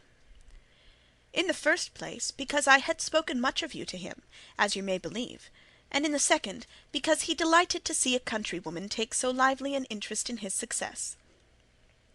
"I trust and hope you never repeated to the count all the foolish remarks we used to make about him." "I should not like to affirm under oath that I have not. Besides, his presenting you the cup under the name of Lord Ruthven—" "Oh, but that is dreadful! Why, the man must owe me a fearful grudge." "Does his action appear like that of an enemy?" "No, certainly not." "Well, then—" "And so he is in Paris?" "Yes." "And what effect does he produce?" "Why," said Albert, "he was talked about for a week, then the coronation of the Queen of England took place, followed by the theft of Mademoiselle Mars's diamonds, and so people talked of something else." "My good fellow," said Chateau Renaud, "the count is your friend, and you treat him accordingly. Do not believe what Albert is telling you, Countess. So far from the sensation excited in Parisian circles by the appearance of the Count of Monte Cristo having abated, I take it upon myself to declare that it is as strong as ever. His first astounding act upon coming amongst us was to present a pair of horses worth 32,000 francs to Madame Danglars. His second, the almost miraculous preservation of Madame de Villefort's life. Now it seems that he has carried off the prize awarded by the Jockey Club. I therefore maintain, in spite of Morcerf, that not only is the count the object of interest at this present moment, but also that he will continue to be so for a month longer if he pleases to exhibit an eccentricity of conduct, which, after all, may be his ordinary mode of existence." "Perhaps you are right," said Morcerf. "Meanwhile, who is in the Russian ambassador's box?" "Which box do you mean?" asked the countess. "The one between the pillars on the first tier. It seems to have been fitted up entirely afresh." "Did you observe anyone during the first act?" asked Chateau Renaud. "Where?" "In that box." "No," replied the countess. "It was certainly empty during the first act." Then, resuming the subject of their previous conversation, she said, "And so you really believe that it was your mysterious Count of Monte Cristo that gained the prize?" "I'm sure of it." "And who afterwards sent the cup to me?" "Undoubtedly." "But I don't know him," said the countess. "I have a great mind to return it." "Oh, do no such thing, I beg of you. He would only send you another, formed of a magnificent sapphire, or hollowed out of a gigantic ruby. It is his way, and you must take him as you find him." At this moment the bell rang to announce the drawing up of the curtain for the second act. Albert rose to return to his place. "Shall I see you again?" asked the countess. "At the end of the next act, with your permission, I will come and inquire whether there is anything I can do for you in Paris." "Pray take notice," said the countess, "that my present residence is 22 Rue de Rivoli, and I am now at home to friends every Saturday evening. So now you are both forewarned." The young men bowed, and quitted the box. Upon reaching their stalls, they found the whole of the audience in the parterre standing up and directing their gaze toward the box formerly possessed by the Russian ambassador. A man of 35 to 40 years of age, dressed in deep black, had just entered, accompanied by a young woman dressed after the Eastern style. The lady was surpassingly beautiful, while the rich magnificence of her attire drew all eyes upon her. "Hullo!" said Albert, "it is Monte Cristo and his Greek." The strangers were indeed no other than the count and Haydée. In a few moments the young girl had attracted the attention of the whole house, and even the occupants of the boxes leaned forward to scrutinize her magnificent diamonds. The second act passed away during one continued buzz of voices, one deep whisper intimating that some great and universally interesting event had occurred.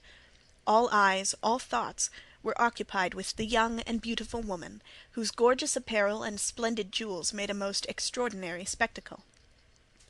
Upon this occasion an unmistakable sign from Madame Danglars intimated her desire to see Albert in her box directly the curtain fell on the second act, and neither the politeness nor good taste of Morcerf would permit his neglecting an invitation so unequivocally given. At the close of the act he therefore went to the Baroness. Having bowed to the two ladies, he extended his hand to Debray. By the Baroness he was most graciously welcomed, while Eugénie received him with her accustomed coldness. "My dear fellow," said Debray, "you've come in the nick of time. There is Madame overwhelming me with questions respecting the Count. She insists upon it that I can tell her his birth, education, and parentage, where he came from, and whither he is going. Being no disciple of Cagliostro, I was wholly unable to do this. So by way of getting out of the scrape, I said, 'Ask Morcerf. He has got the whole history of his beloved Monte Cristo at his fingers' ends,' whereupon the Baroness signified her desire to see you."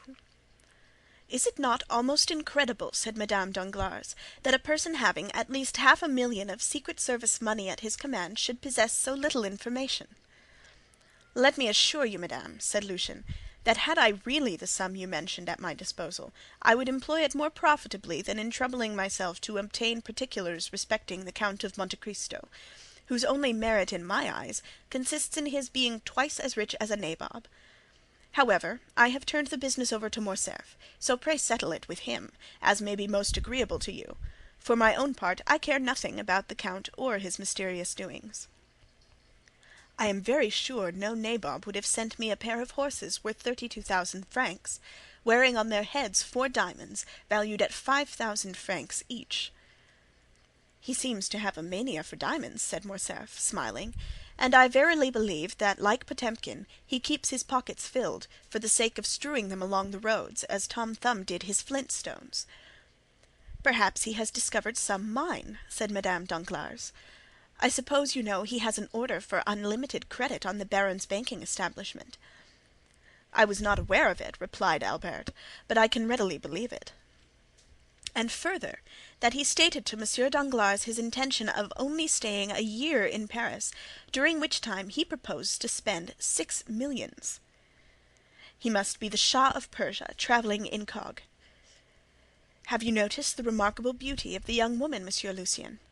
inquired Eugénie. "I never really met with one woman so ready to do justice to the charms of another as yourself," responded Lucien, raising his lorgnette to his eye. "A most lovely creature, upon my soul," was his verdict. "Who is this young person, Monsieur de Morcerf?" inquired Eugénie. "Does anybody know?" "Mademoiselle," said Albert, replying to this direct appeal, "I can give you very exact information on that subject, as well as on most points relative to that mysterious person of whom we are now conversing. The young woman is a Greek." "So I should suppose by her dress. If you know no more than that, everyone here is as well informed as yourself." "I am extremely sorry you find me so ignorant a cicerone," replied Morcerf, "but I am reluctantly obliged to confess I have nothing further to communicate. Yes, stay, I do know one thing more, namely that she is a musician, for one day when I chanced to be breakfasting with the Count, I heard the sound of a guzla. It is impossible that it could have been touched by any other finger than her own." "Then your Count entertains visitors, does he?" asked Madame Danglars. "Indeed he does, and in a most lavish manner, I can assure you. I must try and persuade Monsieur Danglars to invite him to a ball or a dinner, or something of the sort, that he may be compelled to ask us in return." "What!" said Debray, laughing, "do you really mean you would go to his house?" "Why not? My husband could accompany me." "But do you know, this mysterious count is a bachelor?" "You have ample proof to the contrary, if you look opposite," said the Baroness, as she laughingly pointed to the beautiful Greek. "No, no," exclaimed Debray, "that girl is not his wife. He told us himself she was his slave. Do you not recollect, Morcerf, his telling us so at your breakfast?" "Well, then," said the Baroness, "if slave she be, she has all the air and manner of a princess." "Of the Arabian Nights?" "If you like. But tell me, my dear Lucian, what is it that constitutes a princess? Why, diamonds, and she is covered with them." "To me she seems overloaded," observed Eugenie. "She would look far better if she wore fewer, and we should then be able to see her finely formed throat and wrists." "See how the artist peeps out!" exclaimed Madame Danglars. "My poor Eugenie, you must conceal your passion for the fine arts." "I admire all that is beautiful," returned the young lady. "And what do you think of the Count?" inquired Debray.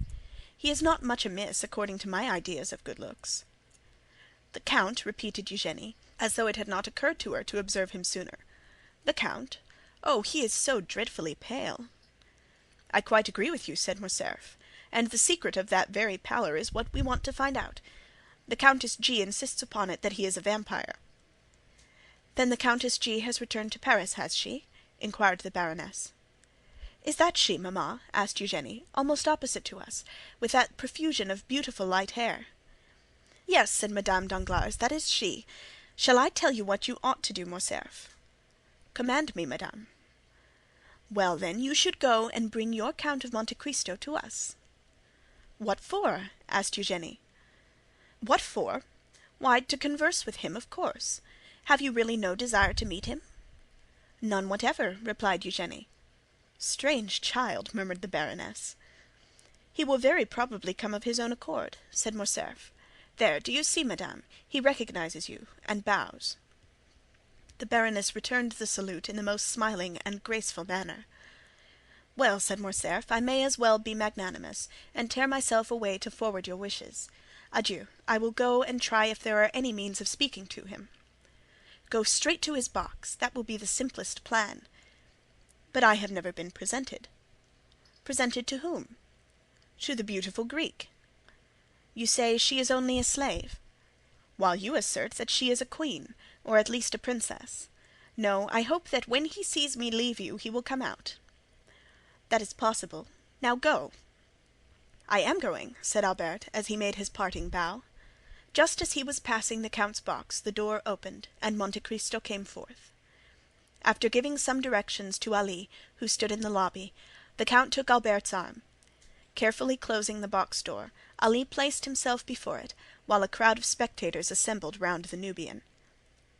"Upon my word," said Monte Cristo, "Paris is a strange city, and the Parisians a very singular people. See that cluster of persons collected around poor Ali, who is as much astonished as themselves. Really, one might suppose he was the only Nubian they had ever beheld.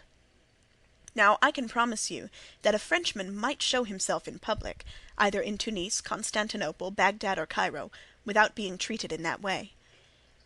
That shows that the Eastern nations have too much good sense to waste their time and attention on objects undeserving of either. However, as far as Ali is concerned, I can assure you, the interest he excites is merely from the circumstance of his being your attendant, you who are at this moment the most celebrated and fashionable person in Paris." "Really? And what has procured me so fluttering a distinction?" "What? Why, yourself, to be sure. You give away horses worth 1,000 louis, you save the lives of ladies of high rank and beauty, under the name of Major Brack you run thoroughbreds ridden by tiny urchins not larger than marmots. Then, when you've carried off the golden trophy of victory, instead of setting any value on it, you give it to the first handsome woman you think of." "And who has filled your head with all this nonsense?" "Why, in the first place, I heard it from Madame Danglars, who, by the by, is dying to see you in her box, or to have you seen there by others. Secondly, I learned it from Beauchamp's journal, and thirdly, from my own imagination. Why, if you sought concealment, did you call your horse Vampa?" "That was an oversight, certainly," replied the count. "But tell me, does the Count of Morcerf never visit the opera? I have been looking for him, but without success." "He will be here tonight." "In what part of the house?" "In the Baroness's box, I believe." "That charming young woman with her is her daughter?" "Yes." "I congratulate you," Morcerf smiled. "We will discuss that subject at length some future time," said he. "But what do you think of the music?" "What music?" "Why, the music you have been listening to." "Oh, it is well enough as the production of a human composer sung by featherless bipeds, to quote the late Diogenes." "From which it would seem, my dear Count, that you can at pleasure enjoy the seraphic strains that proceed from the 7 choirs of Paradise." "You are right in some degree. When I wish to listen to sounds more exquisitely attuned to melody than mortal ear ever yet listened to, I go to sleep." "Then sleep here, my dear Count. The conditions are favourable. What else was opera invented for?" "No, thank you. Your opera is too noisy. To sleep after the manner I speak of, absolute calm and silence are necessary, and then a certain preparation." "I know, the famous hashish." "Precisely.